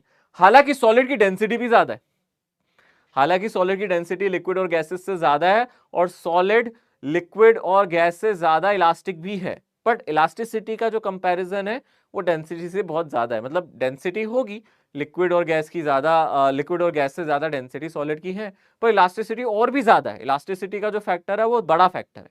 डेंसिटी के हिसाब से, डेंसिटी के हिसाब से स्पीड ऑफ साउंड सॉलिड में कम होनी चाहिए, क्योंकि डेंसिटी सॉलिड की ज्यादा है तो ऐसा लगेगा स्पीड ऑफ साउंड कम होनी चाहिए, पर इलास्टिसिटी भी ज्यादा है, तो इनका जब रेशियो लेते हैं इलास्टिसिटी बाय डेंसिटी का, तो सॉलिड के लिए ये रेशियो गैसेस और लिक्विड से ज्यादा आता है, आप याद रखना। तो याद रखना यहां पे सॉलिड में जो मेरा इलास्टिसिटी है वो यंग्स मॉडुलस होता है, यानी कि सॉलिड के लिए अगर स्पीड ऑफ साउंड की अगर हम बात करें इन सॉलिड, तो ये फॉर्मूला बन जाता है कुछ Young's modulus divided by density of gas, sorry density of solid, ठीक है ना। यानी कि ये बन गया मेरा यंग्स मॉडुलस, ठीक है ना, ये बन गया मेरा Young's modulus divided by density of solid. और सॉलिड में इसकी वैल्यू मैंने अभी बताया लिक्विड और गैस से काफी ज्यादा आती है इस रेशियो की, ठीक है, और लिक्विड में गैसेस से ज्यादा होती है, यानी कि सॉलिड में स्पीड ऑफ साउंड सबसे ज्यादा है, फिर लिक्विड्स में है, फिर गैस में है। सॉलिड में साउंड बहुत तेज ट्रेवल करती है, फास्टेस्ट जो स्पीड होती है वो सॉलिड में है, सबसे स्लो जो प्रोपगेशन है साउंड का वो गैसियस में है। ये इलास्टिक प्रॉपर्टी की वजह से आ रहा है, इलास्टिसिटी की वजह से आ रहा है। पिच, क्वालिटी और टिम्बर, ये कुछ चीजें हैं जो मैं आप लोगों को बताना चाहूंगा। देखो, अगर आप पिच की बात कर रहे हो, हाई फ्रीक्वेंसी को पिच कहते हो। आपने देखा होगा जब लड़कियां बोलती हैं, गर्ल्स बोलती हैं, उनकी आवाज थोड़ी सी शार्प होती है, थोड़ी सी हाई पिच्ड होती है, जिसको हम कहते हैं, जो एकदम तीखी आवाज है, जिसको हम तीखी आवाज कहते हैं, है ना, एकदम श्रिल, इसको हम बोलते हैं तीखापन जो आवाज में होता है ना, वो लड़कियों में होता है। तो उसका भी एक रीजन है, आप देखोगे जो लड़कियों के वोकल कॉर्ड्स हैं छोटे हैं, लड़कों के बड़े होते हैं, उसकी वजह से हाई फ्रीक्वेंसी साउंड गर्ल्स के वोकल कॉर्ड से आती है। तो हाई फ्रीक्वेंसी लड़कियों की होती है, इसी को हाई पिच भी कहते हैं, ठीक है ना, हायर फ्रीक्वेंसी हायर पिच हम कह सकते हैं, ठीक है ना। इसी को श्रिल्ड भी कहते हैं, हम कहते हैं लड़कियों की आवाज में काफी श्रिलनेस होती है, श्रिल्ड होती है, श्रिल, ये जो वर्ड है ना, ये भी हाई फ्रीक्वेंसी को ही बता रहा है, इसका मतलब भी हाई फ्रीक्वेंसी ही है। दूसरा आता है क्वालिटी और टिम्बर, ये थोड़ा सा इंस्ट्रूमेंट से रिलेटेड है। It is due to the sensation received by ear, है ना, sensation received by ear due to the wave form, और क्वालिटी ऑफ वेव किस तरीके से फॉर्म हो रही है, कितने ओवरटोन्स है, हार्मोनिक है। अब ओवरटोन्स हार्मोनिक आपको लेटर ऑन समझ में आएंगे, ये पढ़ाऊंगा मैं आपको जब आपको साउंड के बारे में, या फिर जब मैं आप लोगों को यहाँ पे एंटी नोड नोट्स के बारे में पढ़ाऊंगा, तब इनके बारे में भी पढ़ाऊंगा। स्टैंडिंग वेव का कॉन्सेप्ट है, इस पे भी दिखाएंगे, बट अभी के लिए आप इनको याद रख सकते हैं। पिच का मतलब क्या है, क्वालिटी और टिम्बर का मतलब क्या है। Speed of sound in gas, सबसे इंपॉर्टेंट कॉन्सेप्ट, यानी कि इस पे टाइम हमें ज्यादा देना है, ये इंपॉर्टेंट वाला कॉन्सेप्ट है, स्टार मार्क कर दिया गया है। जैसे स्टार मार्क कर दिया, इसका मतलब ये इंपॉर्टेंट कॉन्सेप्ट है। जो speed of sound in gas है वो कैसे निकाली जाए। गैस के केस में अगर हम ध्यान से देखें, यहां पे दो साइंटिस्ट का एक बहुत अच्छा कॉन्ट्रीब्यूशन था। पहले हम देखें स्पीड ऑफ साउंड का जो भी हमने जनरल फॉर्मूला देखा है, वो है हमारा simply bulk modulus by density. Sound के केस में हम यंग्स मॉडुलस की बात नहीं करेंगे, यंग्स मॉडुलस तो सॉलिड में होता है, गैसियस में होता है bulk modulus divided by density. याद रखना, गैसेस में या लिक्विड में, किसी भी फ्लूइड में हम लेंगे इसको बल्क मॉडुलस और divided by density, bulk modulus bye density of gas, ये होना चाहिए फॉर्मूला। ये फॉर्मूला हर जगह एप्लीकेबल है। अगर आपको सवाल में बल्क मॉडुलस मिल जाए और डेंसिटी मिल जाए तो आप इसको कैलकुलेट कर सकते हैं। यानी कि बल्क मॉडुलस का फॉर्मूला ना भूलें, बल्क मॉडुलस का फॉर्मूला होता है माइनस जो भी आपका एक्स्ट्रा प्रेशर लगता है, आप डेल्टा पी लिख सकते हो, डिवाइडेड बाय क्या लिख सकते हो, जो भी आपका आपने एडिशनल प्रेशर उस टाइम लगाया हुआ है, डिवाइडेड बाय बल्क मॉडुलस को आप लिख सकते हो डेल्टा वी बाय वी, यानी कि minus delta P V divided by delta we. आप इस तरीके से बल्क मॉडुलस को एक्सप्रेस कर सकते हो, याद रखो। अब दो साइंटिस्ट ने अपना अपना कंट्रीब्यूशन दिया था यहां पे उस टाइम, और दो साइंटिस्ट में से एक साइंटिस्ट तो काफी ज्यादा फेमस है, यानी कि न्यूटन बाबा, है ना। तो अपने न्यूटन बाबा का क्या फॉर्मूला था, न्यूटन्स एक्सप्लेनेशन क्या थी साउंड के लिए। तो न्यूटन्स की जो एक्सप्लेनेशन थी साउंड के लिए आप लोगों को याद रखनी है। सबसे पहले न्यूटन ने क्या कहा, न्यूटन ने कहा साउंड प्रोपगेशन इज, उनके हिसाब से साउंड जब प्रोपगेट करती है तो बहुत फास्ट करती है। Sound propagation is very fast और आइसोथर्मल प्रोसेस, यानी कि बहुत तेज प्रोपगेट करती है, आइसोथर्मल प्रोसेस है, ठीक है ना। ओके, एक्चुअली वेरी फास्ट की जगह यहां पे अगर हम वेरी स्लो लिखें तो ज्यादा बढ़िया रहेगा। Reason being isothermal process fast नहीं है, स्लो प्रोसेस है, और न्यूटन ने इसको फास्ट नहीं स्लो ही बोला था, ठीक है ना। याद रखना, यहाँ फास्ट नहीं लिखना, वेरी स्लो लिखना, ठीक है। अब मुझे कैसे पता कि सर ये फास्ट होगी स्लो होगी, सर जैसे आपने अभी यहाँ पहले फास्ट लिख दिया था अब आपने स्लो कर दिया, आपको कैसे पता चला फास्ट रहेगी या स्लो? क्योंकि एक्चुअली न्यूटन ने यही बोला था। न्यूटन ने कहा था जब हम बात कर रहे हैं, मैं बोल रहा हूं मेरे आसपास के मॉलिक्यूल वाइब्रेट कर रहे हैं, न्यूटन का मानना था ये आइसोथर्मल प्रोसेस है। और आइसोथर्मल प्रोसेस का मतलब क्या है, ये प्रोसेस इतनी स्लो है कि मैं जब बोल रहा हूं तो गैसेस कंप्रेस कर रही है, रेयरफेक्शन कर रही है, प्रेशर बदल रहा है, टेम्परेचर बदल रहा है, गैसेस का प्रेशर बदल रहा है, टेम्परेचर बदल रहा है, पर उसको इतना टाइम मिल जाता है कि वो सराउंडिंग से हीट एक्सचेंज करके टेम्परेचर कांस्टेंट कर ले। इसलिए मुझे पता है कि यहाँ पे उसने फास्ट नहीं स्लो कहा था। ऑल्दो मैंने पहले यहाँ फास्ट लिखा पर मैंने 1 मिनट में रियलाइज किया कि ये तो कुछ गलत है, फास्ट तो हो ही नहीं सकता, स्लो प्रोसेस हो सकता है। न्यूटन का कहना भी यही था, जो गैस का प्रोपगेशन है, गैस में साउंड का प्रोपगेशन है एक्चुअली, वो फास्ट नहीं स्लो प्रोसेस है। तो न्यूटन ने बोला स्लो प्रोसेस और आइसोथर्मल, क्योंकि isothermal processes are ultra slow, बहुत स्लो होनी चाहिए, यानी कि उनके according sound propagation very slow, यानी कि आइसोथर्मल प्रोसेस होना चाहिए। साउंड बहुत धीरे जाती है, इतना धीरे कि वो हीट एक्सचेंज करके टेम्परेचर कांस्टेंट कर ले। वेरी स्लो का मतलब है इतना टाइम मिल जाता है गैस को कि वो हीट एक्सचेंज कर ले और कांस्टेंट टेम्परेचर बना ले।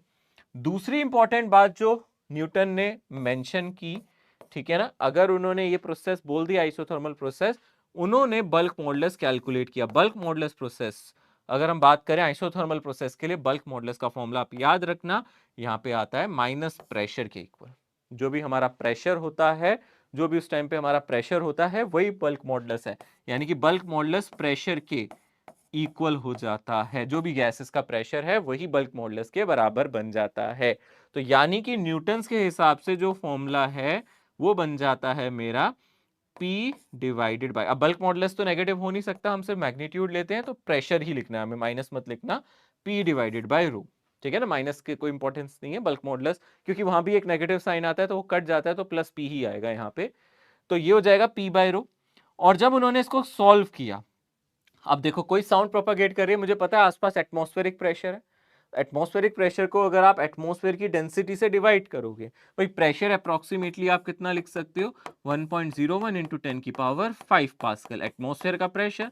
और डेंसिटी कितनी होती है साउंड की, डेंसिटी अगर आप साउंड की देखोगे तो अप्रोक्सीमेटली 1 इंटू 10 की पावर, यहाँ से 1.2 कुछ ऐसी होती है, 1.2 इंटू 10 की पावर 3, सॉरी 1.2, एक सेकेंड, जो हमारे आसपास एयर की डेंसिटी है 1.2 kg पर मीटर क्यूब, ठीक है ना, kg पर मीटर क्यूब, ये एटमॉस्फेयर की डेंसिटी होती है। जब उन्होंने इसको सॉल्व किया तो स्पीड ऑफ साउंड कितना आ गया, यहां से कैलकुलेशन करने के बाद, प्रेशर डेंसिटी निकालने के बाद अप्रोक्सीमेटली 300 मीटर पर सेकेंड के आसपास कुछ कैलकुलेशन की, जो कि सही नहीं बैठी, क्योंकि साउंड की स्पीड थोड़ी सी ज्यादा है, 330 के आसपास, 340 के आसपास थी। तो उनको यहां पे करेक्ट करने के लिए एक और साइंटिस्ट ने कदम रखा, और बहुत ही ब्रेव साइंटिस्ट थे, क्योंकि न्यूटन के अगेंस्ट बोलना बहुत बड़ी बात है। बहुत बड़ा चैलेंज दिया इन्होंने न्यूटन को, और इन्होंने बोला नहीं जी न्यूटन बाबा, इस बार आप सही नहीं है, आप हर बार सही नहीं हो सकते। तो लैपलेस करेक्शन यहां पे आया, लैपलेस ने इनको करेक्ट किया। अब यहां उल्टा है, अब इन्होंने उल्टी गंगा भाई है बिल्कुल, यहाँ पे वन जो इनका स्टेटमेंट है उनको उन्होंने बिल्कुल उल्टा कर दिया। उन्होंने कहा ना ना, साउंड प्रोपागेशन आइसोथर्मल नहीं है, वो है एडियाबैटिक। अच्छा, वो स्लो नहीं, वो फास्ट है।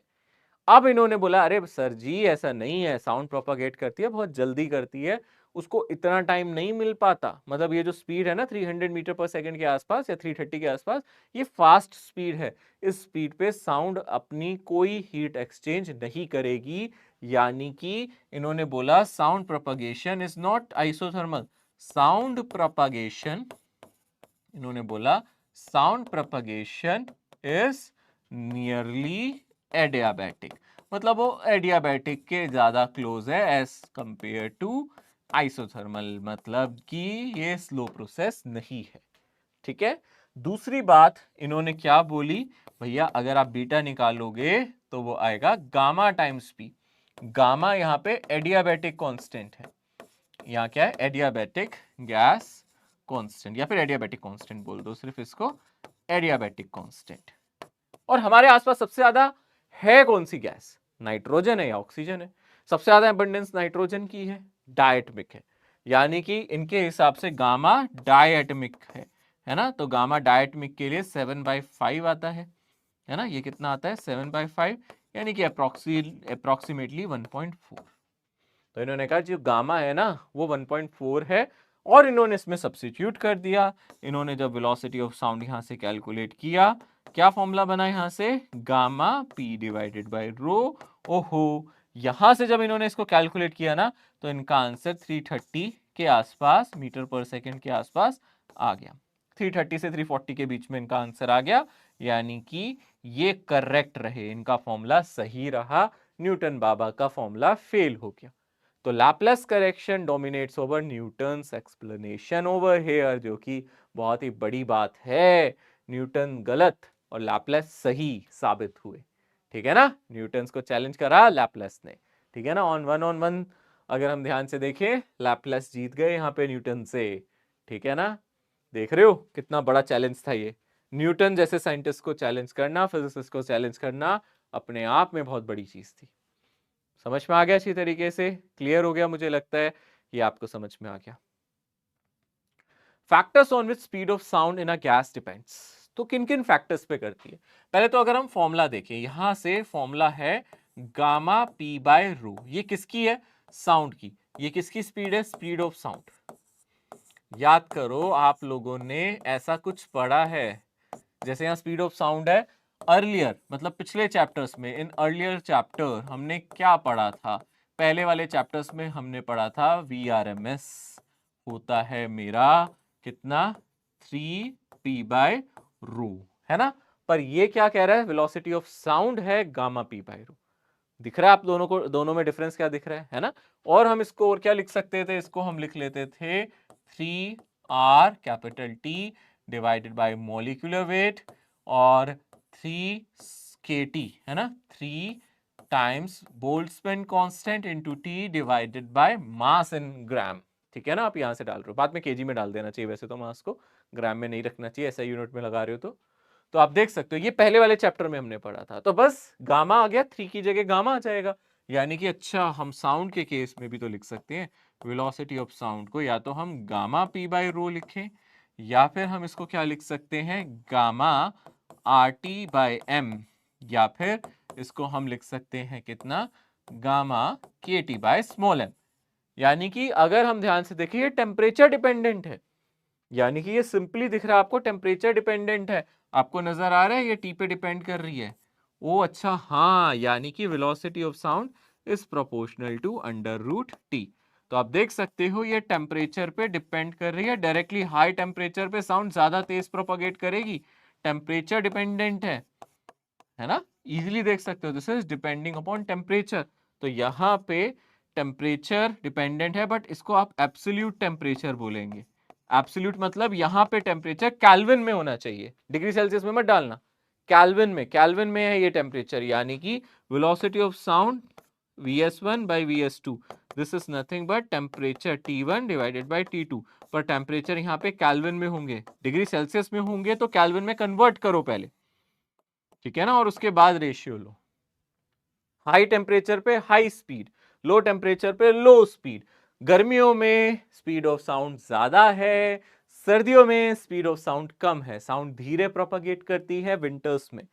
ठीक है, गर्मियों में साउंड का स्पीड बढ़ जाता है, हाई स्पीड से प्रोपगेट करती है। तो ये हमारा पहला फैक्टर आ गया, फैक्टर 1 टेम्परेचर। तो टेम्परेचर के साथ कैसा रिलेशन है आपको समझ में आ गया, पहला फैक्टर आपको क्लियर है, ठीक है ना। अगर टेम्परेचर चेंज नहीं होगा तो स्पीड ऑफ साउंड भी चेंज यहाँ पे नहीं होती है ना, टेम्परेचर डिपेंडेंट है।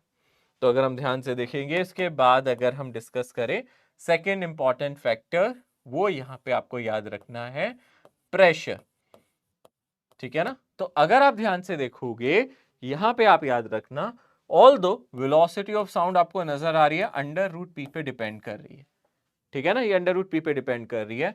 बट फॉर आइसोथर्मल प्रोसेस, अगर आपसे बोले प्रोसेस आइसोथर्मल है, टेम्परेचर चेंज नहीं कर रहा, तो आप याद रखना, बट फॉर आइसोथर्मल प्रोसेस आप याद रखना प्रेशर इज, अगर हम ध्यान से देखें, डायरेक्टली प्रोपोर्शनल टू डेंसिटी, यानी कि P बाय रो कांस्टेंट होता है, वो टेम्परेचर डिपेंडेंट है। यानी कि आप समझो ध्यान से, आपसे बोले प्रेशर बढ़ाए तो बताओ स्पीड ऑफ साउंड बढ़ेगी घटेगी। देखने में लगता है कि प्रेशर बढ़ाने से स्पीड ऑफ साउंड बढ़ जाएगी, पर ऐसा है नहीं, ये सच नहीं है। प्रेशर बढ़ाने से स्पीड ऑफ साउंड क्यों नहीं बढ़ती, क्योंकि डेंसिटी भी बढ़ जाती है। आपने हाई प्रेशर किया, टेम्परेचर कांस्टेंट है, तो गैस के मॉलिक्यूल पास आ जाते हैं, तो यहाँ पे P बाई रो कांस्टेंट रहता है, तो Vs क्या रहता है, कांस्टेंट रहता है। तो स्पीड ऑफ साउंड चेंज नहीं करती एट आइसोथर्मल प्रोसेसेस, यानी कि आइसोथर्मल है, टेम्परेचर कांस्टेंट है, तो प्रेशर बढ़ाने से या घटाने से कोई फर्क नहीं पड़ेगा। हाँ, अगर आप डेंसिटी को चेंज करोगे तो फर्क पड़ जाएगा, है ना। अगर आप ध्यान से देखोगे डेंसिटी, क्योंकि डेंसिटी चेंज करने से प्रेशर चेंज नहीं हो रहा, प्रेशर चेंज करने से डेंसिटी चेंज हो रही है। तो डेंसिटी में अगर आप ध्यान से देखोगे Vs इनवर्सली प्रोपोर्शनल टू रो, तो आपको ये याद रखना है, इनवर्सली प्रोपोर्शनल टू क्या आ गया है, रो, ये डेंसिटी का वेरिएशन है, ठीक है। और आप याद रखना, और क्या पूछ सकता है, एक तो ये कुछ फैक्टर्स हो गए, इसके साथ आपसे पूछ सकता है इफेक्ट ऑफ, यहां पे याद रखना इफेक्ट ऑफ ह्यूमिडिटी, ठीक है ना, इफेक्ट ऑफ ह्यूमिडिटी और मॉइस्चर। कभी बोले मॉइस्चर बढ़ गया, हवा में नमी बढ़ गई, बारिश के बाद ह्यूमिडिटी बढ़ गई। ह्यूमिडिटी बढ़ने का मतलब पानी का कंटेंट हवा में बढ़ जाना, मतलब water content, water molecules is in air, है ना, ठीक है ना, water molecules are in air now. हाँ, हवा में प्यार तो आपने सुना होगा, love is in the air तो सुना है, बट यहाँ पे water molecule is in air है, ठीक है। तो यहाँ पे इस कॉन्सेप्ट को ध्यान से समझना, हवा में पानी की मात्रा बढ़ गई है, नमी बढ़ गई है, छोटे छोटे वाटर वेपर्स हवा में फ्लोट कर रहे हैं, इससे फर्क क्या पड़ेगा, इससे फर्क ये पड़ेगा, अगर आप वेलोसिटी ऑफ साउंड की बात करो तो आप देखना, आपने एक फॉर्मूला पढ़ा है 3RT डिवाइडेड बाई m। तो पहले m क्या था, जब तक नमी नहीं थी m नाइट्रोजन गैस थी, पर नाइट्रोजन का मॉलिक्यूलर वेट कितना होता है, मॉलिक्यूलर वेट फॉर नाइट्रोजन अगर आप ध्यान से देखोगे, क्योंकि नाइट्रोजन हमारी N2, ये हमारी डाइट में कैसे एग्जिस्ट करती है, इसका मॉलिक्यूलर वेट 28 हो गया, है ना। बट अगर आप ध्यान से देखोगे, जब नमी बढ़ गई, वाटर मॉलिक्यूल्स आ गए, तो मुझे MN2 नहीं लेना, मुझे कुछ एवरेज मॉलिक्यूलर वेट लेना पड़ेगा। एवरेज ऑफ, हमें किसका एवरेज लेना है यहाँ पे, average of nitrogen and water. और वाटर का मॉलिक्यूलर वेट कितना होता है, आप देखो ध्यान से, ये होता है आपका 18। किसका मॉलिक्यूलर वेट ज्यादा है, नाइट्रोजन का या वाटर का, ऑब्वियसली हमारा नाइट्रोजन का ज्यादा है। अब पानी आ जाने से, हवा में नमी आ जाने से एवरेज मॉलिक्यूलर वेट बढ़ेगा या घटेगा, अगर मैं जो हवा में एक एक्स्ट्रा चीज आ गई है, नाइट्रोजन तो था ही, अगर इसमें कोई एक्स्ट्रा चीज आ गई, उसका मॉलिक्यूलर वेट अगर नाइट्रोजन से ज्यादा होता तो हमारा एवरेज मॉलिक्यूलर वेट बढ़ जाता। पर हवा में अब नाइट्रोजन के साथ पानी भी है, और पानी का मॉलिक्यूलर वेट नाइट्रोजन से कम है, तो अगर अब पानी के मॉलिक्यूल्स हवा में आएंगे तो ओवरऑल जो एवरेज वेट है वो घटेगा ही घटेगा। यानी कि जो मेरा एवरेज मॉलिक्यूलर वेट है ना, वो किसकी वजह से है, वो नाइट्रोजन की वजह से, और दूसरी ऐसी चीज है जो नाइट्रोजन से हल्की है, इसलिए ये नाइट्रोजन से कम हो जाएगा। यानी कि एवरेज मॉलिक्यूलर वेट क्या हो गया है, डिक्रीज कर गया है।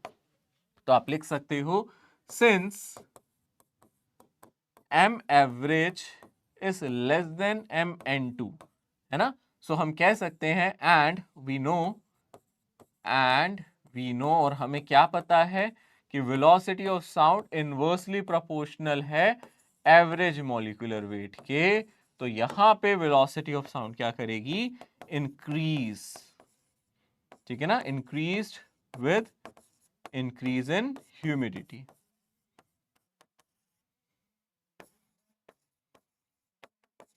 यानी हाई ह्यूमिड डेज में जब वाटर का कंटेंट ज्यादा है तो हमारी स्पीड ऑफ साउंड भी ज्यादा हो जाएगी। ठीक है, क्या क्या फैक्टर्स पढ़े हैं एक बार दोबारा देख लेते हैं। स्पीड ऑफ साउंड आपने देखा यहाँ पे टेम्परेचर डिपेंडेंट है, टेम्परेचर बढ़ा दो, हॉट डेज में स्पीड ऑफ साउंड ज्यादा, कोल्ड डेज में स्पीड ऑफ साउंड कम, है ना। यहाँ inversely proportional to molecular weight है, मास के इनवर्सली प्रोपोर्शनल है। प्रेशर के साथ क्या होता है, आइसोथर्मल प्रोसेस अगर वो क्वेश्चन में दे, वो बोले प्रेशर बढ़ा रहा है पर बोल दे टेम्परेचर कांस्टेंट है, प्रेशर बढ़ा रहा है, तो कोई फर्क नहीं पड़ेगा। याद रखना, देखने में लगता है प्रेशर के साथ बढ़ेगा बट ऐसा है नहीं, ठीक है ना। और डेंसिटी के साथ इनवर्स रिलेशन है और उसके साथ ह्यूमिडिटी का इफेक्ट भी हमने देख लिया। ह्यूमिडिटी बढ़ेगी, पानी का कंटेंट बढ़ेगा, एवरेज मोलिकुलर वेट घट जाएगा, स्पीड ऑफ साउंड बढ़ जाएगी। The speed of sound in air at constant temperature, तो ये अब हम लोगों ने ऑलरेडी देख रखा है, does not depend on atmospheric pressure आना चाहिए, यानी कि कांस्टेंट टेम्परेचर पे प्रेशर पे डिपेंड नहीं करेगी। At room temperature, the velocity of sound in O2 gas is V. Then in a mixture of H2 and O2 gas, speed of sound at the same temperature. तो अगर आप ध्यान से देख रहे हो velocity of sound, वैसे ही ये क्वेश्चन है, velocity of sound अगर आप ध्यान से देखोगे इनवर्सली प्रोपोर्शनल होता है मोलिकुलर वेट के। पहले आपके पास क्या था, ऑक्सीजन गैस थी, अब आप ऑक्सीजन में क्या मिक्स कर रहे हो बोलो। पहले आपके पास सिर्फ ऑक्सीजन थी, अब आप ऑक्सीजन में क्या मिक्स कर रहे हो, ठीक है ना। अब आप ऑक्सीजन में क्या मिक्स कर रहे हो, हाइड्रोजन, हल्की गैस मिक्स कर रहे हो, तो मोलिकुलर वेट क्या होगा, m डिक्रीज करेगा। तो m क्या करेगा, यहाँ पे डिक्रीज करेगा, है ना। और अगर आपका m डिक्रीज करेगा तो v क्या करेगा, इंक्रीज करेगा। मोलिकुलर वेट डिक्रीज कर रहा है क्योंकि अब आपको एवरेज मोलिकुलर वेट लेना है, तो एवरेज मोलिकुलर वेट घट जाएगा क्योंकि ऑक्सीजन में आप हाइड्रोजन डाल रहे हो। हाइड्रोजन तो काफी हल्का है ना भैया ऑक्सीजन से। अगर आप इसकी जगह कोई और गैस डाल रहे होते ऑक्सीजन की जगह जो ऑक्सीजन से हैवी है, तो फिर हमारा उल्टा आंसर आता, बट यहां पे हमारी V इंक्रीज करेगी, will be more than V आना चाहिए।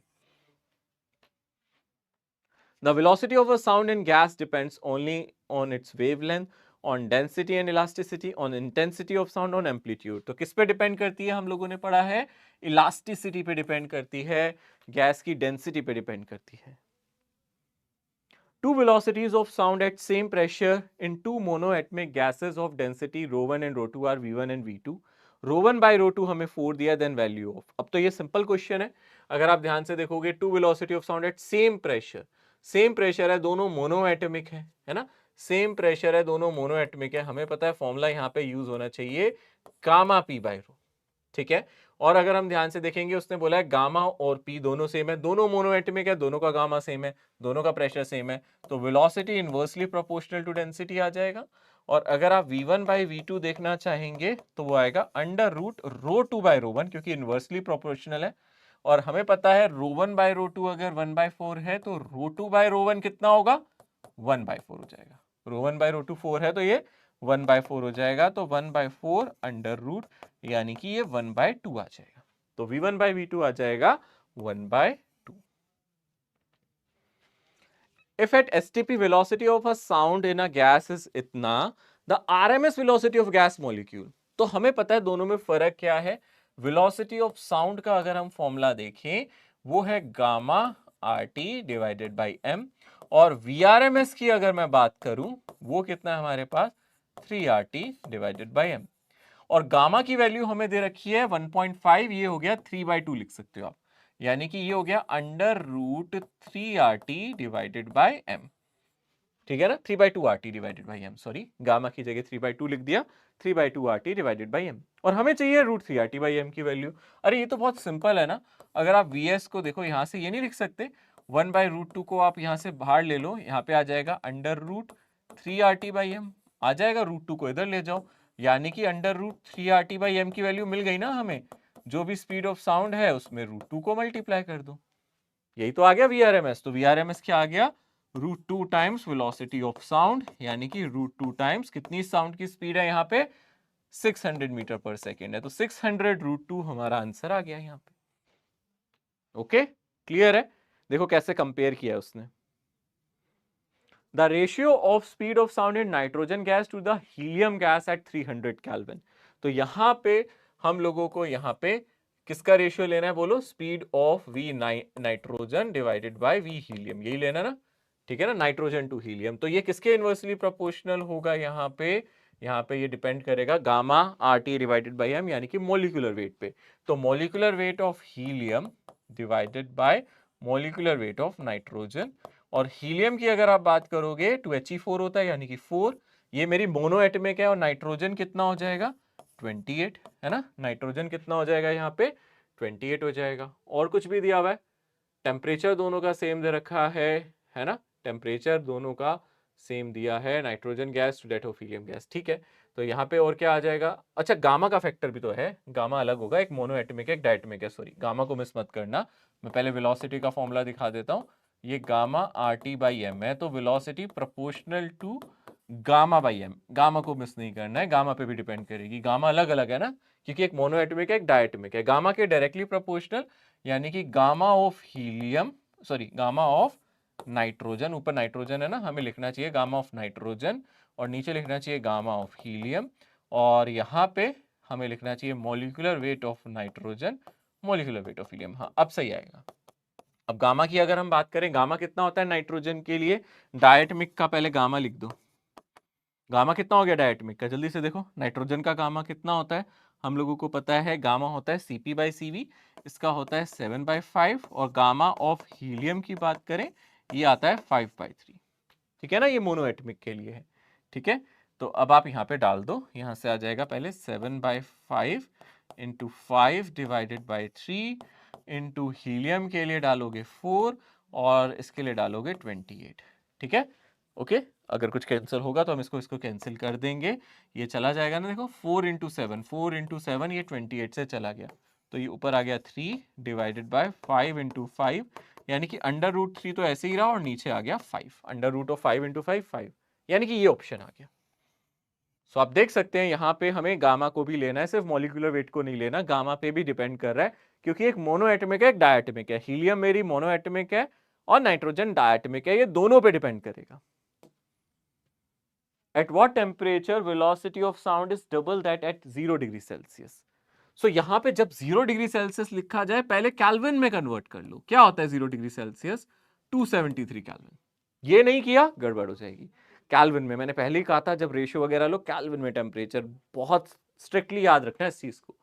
अब आपसे बोल रहा है वेलोसिटी जो 0 डिग्री सेल्सियस पे होगी, मतलब 273 केल्विन पे जो वेलोसिटी होगी वो कितनी होगी, वो होगी gamma R T divided by M, यानी कि वो किस पे डिपेंड कर रही है, टेम्परेचर पे, बाकी कुछ तो चेंज कर नहीं रहे ना।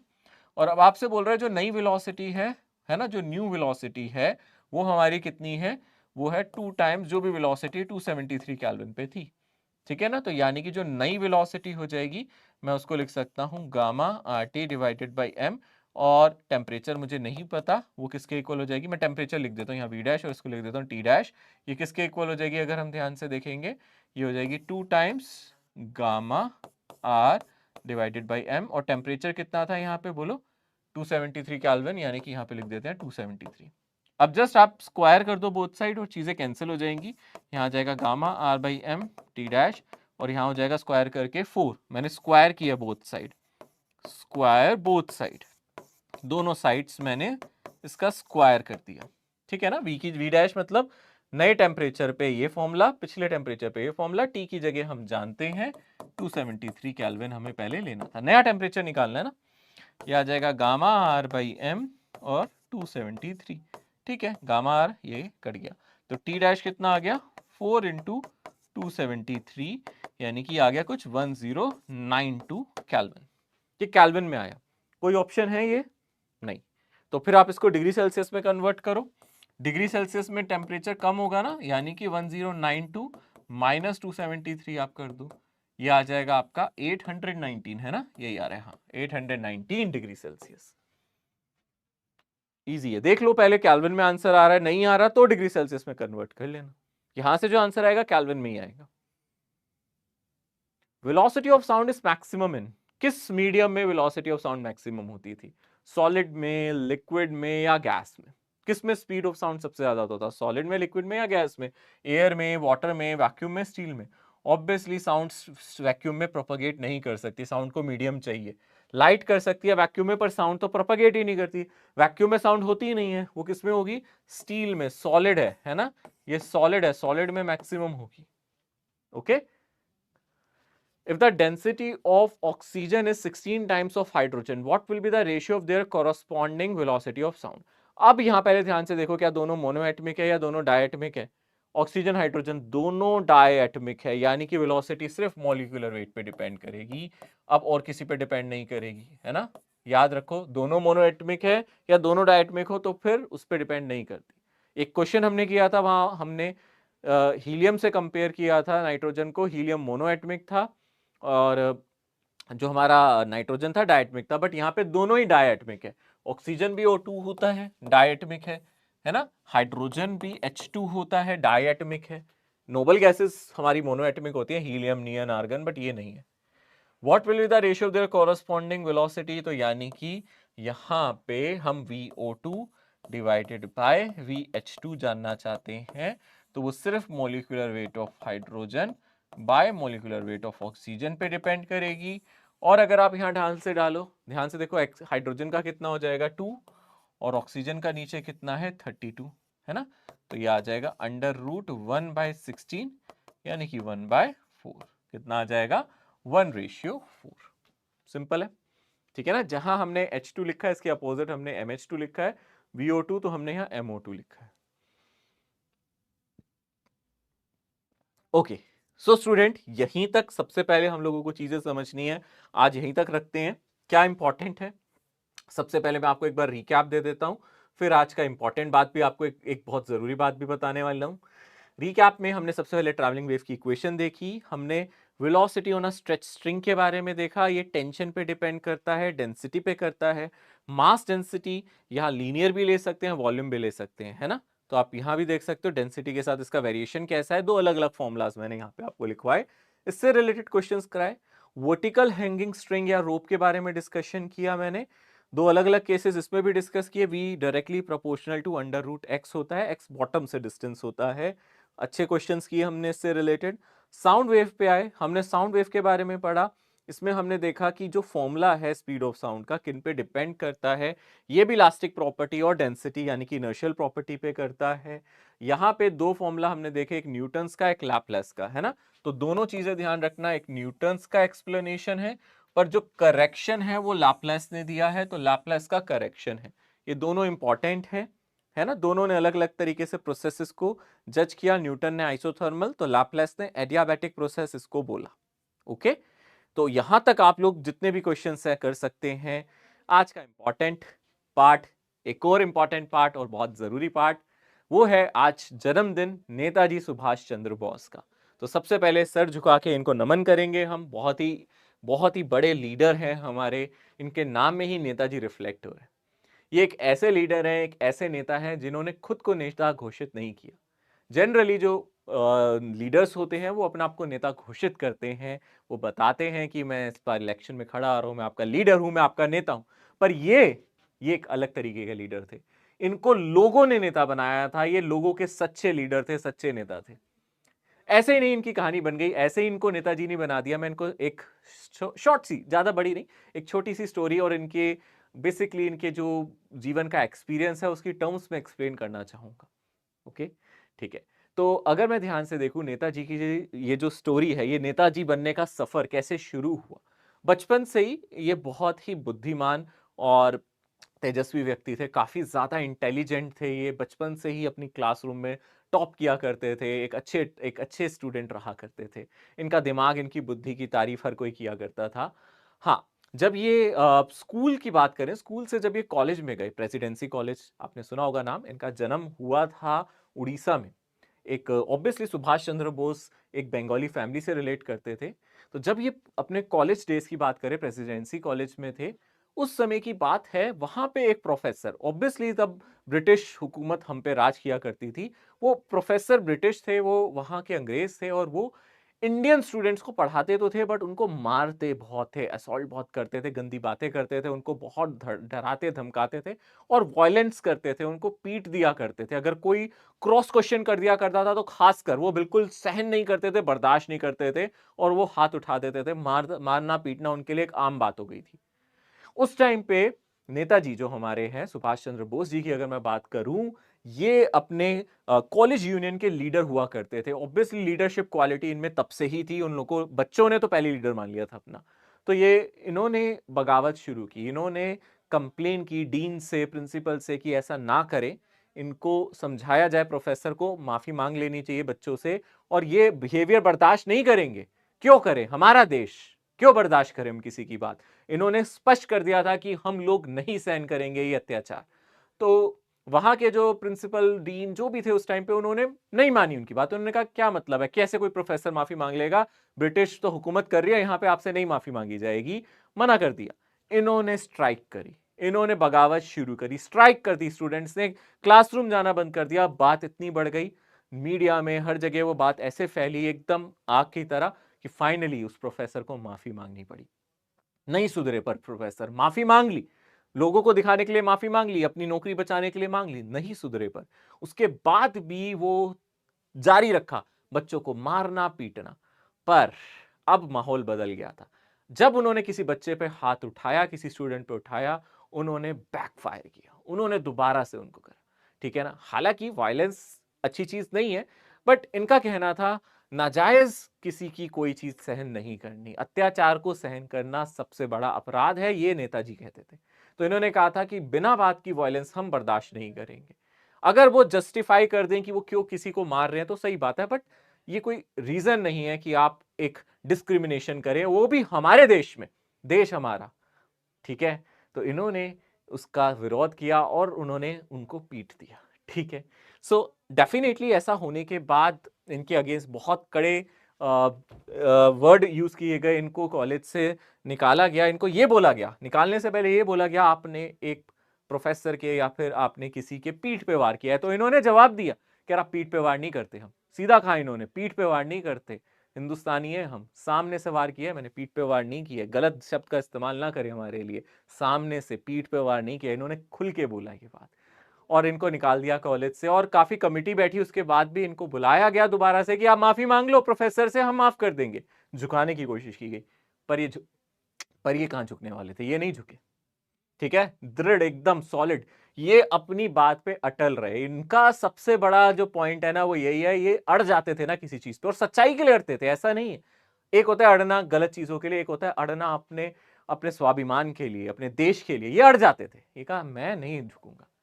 उसके बाद क्या हुआ, जब इनको कॉलेज से निकाल दिया गया तो इनके फादर ने इनको बोला कि देखो ऐसे तो नहीं चलेगा, आप इतने ब्राइट स्टूडेंट रहे हो, सब कुछ रहे, आप सिविल सर्विसेज के लिए ट्राई करो। और सिविल सर्विसेज के लिए उनको लंदन जाना पड़ा। फिर सिविल सर्विसेज की तैयारी करने के लिए, कहते हैं 3.5-4 साल की तैयारी होती थी, इन्होंने मात्र 7 से 8 महीने में वो एग्जाम क्वालिफाई कर लिया और एक रैंक होल्डर, कहते हैं फोर्थ या fifth, fourth rank I guess, इनको हासिल हुई सिविल सर्विसेज में। जो 4 साल का कोर्स है, 7 महीने में दिमाग लगाया इन्होंने अपना। देख रहे हो बुद्धि, परिचय देते हैं ये बुद्धि का, ठीक है ना, इनकी डेडिकेशन, इनकी फोकस को हम नमन करते हैं। सोचो, इतना इतना तगड़ा एग्जाम, इतना जिसको कहते हैं ना रूह कांप जाती है, ऐसा एग्जाम है वो, उसको नहीं दे सकते कोई इतने आसानी से। इन्होंने 4 साल की वो मुश्किल परिश्रम को 7 महीने में कर दिया पूरा। कैसे किया होगा इनको, ये जानते हैं। ठीक है, इनको वहां नौकरी मिली, बट इनसे वो नौकरी नहीं हुई। उन्होंने कहा यार मैं कैसे कर सकता हूं, मैं कैसे ये नौकरी कर सकता हूं, वो ये मेरे देश को खाए जा रहे हैं, मैं उनके लिए नौकरी करूं। नहीं, ये रेजिग्नेशन देके आ गए। और लोगों का जो रिएक्शन था, एक ऐसा एग्जाम जो इन्होंने इतनी आसानी से निकाल दिया और जिसके लिए लोग तड़पते थे, इंडियंस तो दे ही नहीं पाते थे वो एग्जाम, उनको दे ही नहीं पाते थे, कहां से वो करेंगे ऐसे तैयारी, पर ये इन्होंने कर लिया। तो इन्होंने जब रेजिग्नेशन डाला तो पूरी दुनिया की नजर इन पे थी, आग लग गई उस टाइम पूरी दुनिया में, भैया ये कैसे कोई एक आदमी कर सकता है। इतनी आराम, इतनी शौकत, शानो शौकत को ठुकरा दिया इन्होंने, किसके लिए? जब इन्होंने देखा मेरे देश का हाल बुरा है तो मैं कैसे इतनी लग्जरी लाइफ जी सकता हूँ। इनका डेडिकेशन और इनका देश प्रेम देखो जरा, असली देश प्रेमी ऐसे होते हैं। नहीं, इन्होंने एक्सेप्ट किया, इन्होंने कहा मैं रेजिग्नेशन दे के आऊंगा। यहां से लोगों के मन में, जब ये वापस आ रहे थे, तो उन लोगों ने इनका बहुत भव्य तरीके से स्वागत किया, बहुत अच्छे से स्वागत किया इनका। और उसी दिन से लोगों ने अपने दिल में इनको अपना नेता मान लिया, वहीं से वो शुरू हो गया नेताजी। और उसके बाद इन्होंने सोचा अगर मैं सिर्फ एक रेजिग्नेशन डाल के आता हूं तो इतना कुछ मुझे हासिल होता है, क्यों ना मैं देश के लिए लड़ूं। इसके बाद की कहानी तो हमारी हिस्ट्री में, इतिहास में हर जगह है। मैं पूरी स्टोरी नहीं सुनाऊंगा, बस हाँ यहां तक का एक किस्सा सुनाया, क्यों हम इनको नेताजी कहते हैं। और हाँ, आज जन्मदिन है इनका, 23 जनवरी 1897। बच्चे कहेंगे कि सर ज़्यादातर जब हम लोग किसी ऐसे शख्सियत की बात करते हैं जो आज हमारे बीच में यहाँ पे नहीं है, तो हम लोग साथ में उनका बर्थडे और साथ में कब तक वो रहे वो भी लिखते हैं, बट मेरे लिए आज भी अमर है और होंगे भी क्यों नहीं। इनके अपनी विचारधारा कहती है, one individual may die for an idea, but that idea will after his death incarnate itself in 1000 life. अरे सोच विचार मेरी आगे बढ़ते जाएंगे। इंसान मर सकता है पर मेरे सोच मेरे विचार बाकियों के दिलों में घर करते रहेंगे। यही इन्होंने कहा था कि इंसान मर जाता है पर उसके विचार नहीं। तो हम कैसे कह दें कि ये नहीं है? इनके विचार आज हमारे बीच में दौड़ रहे हैं और ये अमर है। ऐसे ही जितने भी महान लोग होते हैं मेरे लिए वो सारे अमर है, तो मैं तो कभी मेंशन नहीं करता वो कब तक रहे। मैं सिर्फ ये बताता हूँ वो कब आए हमारे जीवन में, पर कब तक रहे वो अभी भी हमारे साथ है। जब तक इनके विचार जिंदा है तब तक ये भी जिंदा है हमारे दिलों में, और हमें इन्हें अपने दिलों में जिंदा रखना चाहिए। हमें भी ये पॉजिटिविटी रखनी चाहिए। हमारी लाइफ में भी ये मौके बहुत बार आएंगे जब हमारे सामने सब कुछ लग्जरी लाइफ होगी और हमें चुनना होगा उसमें से किसको हम चुनेंगे, क्या फैसला करेंगे। ये आपका फैसला होगा, हर कोई नहीं कर सकता। इनका फैसला इतना आसान नहीं था। कोई भी एक आसान जिंदगी चुन सकता है पर इन्होंने नहीं चुनी थी। ठीक है, इन्होंने अपने लिए खुद मुश्किलें खड़ी की थी, अपने देश के प्रेम के लिए इन्होंने अपना सेक्रीफाइस दिया था, अपना सब कुछ दिया था। तो नमन करें ऐसी महान शख्सियत को, बिल्कुल हाथ जोड़ के इन्हें नमस्कार करें। और आज का लेक्चर यहीं समाप्त भी होता है। होमवर्क में मैं आप लोगों को बता देता हूं, आप लोग डीपीपी कर सकते हैं। अभी डीपीपी जो भी अपलोडेड आपको रिसेंटली मिली होगी, प्लस मॉड्यूल की एक्सरसाइज नंबर 1 को आप कर सकते हैं। शुक्रिया, take care, bye bye, see you soon, bye everyone.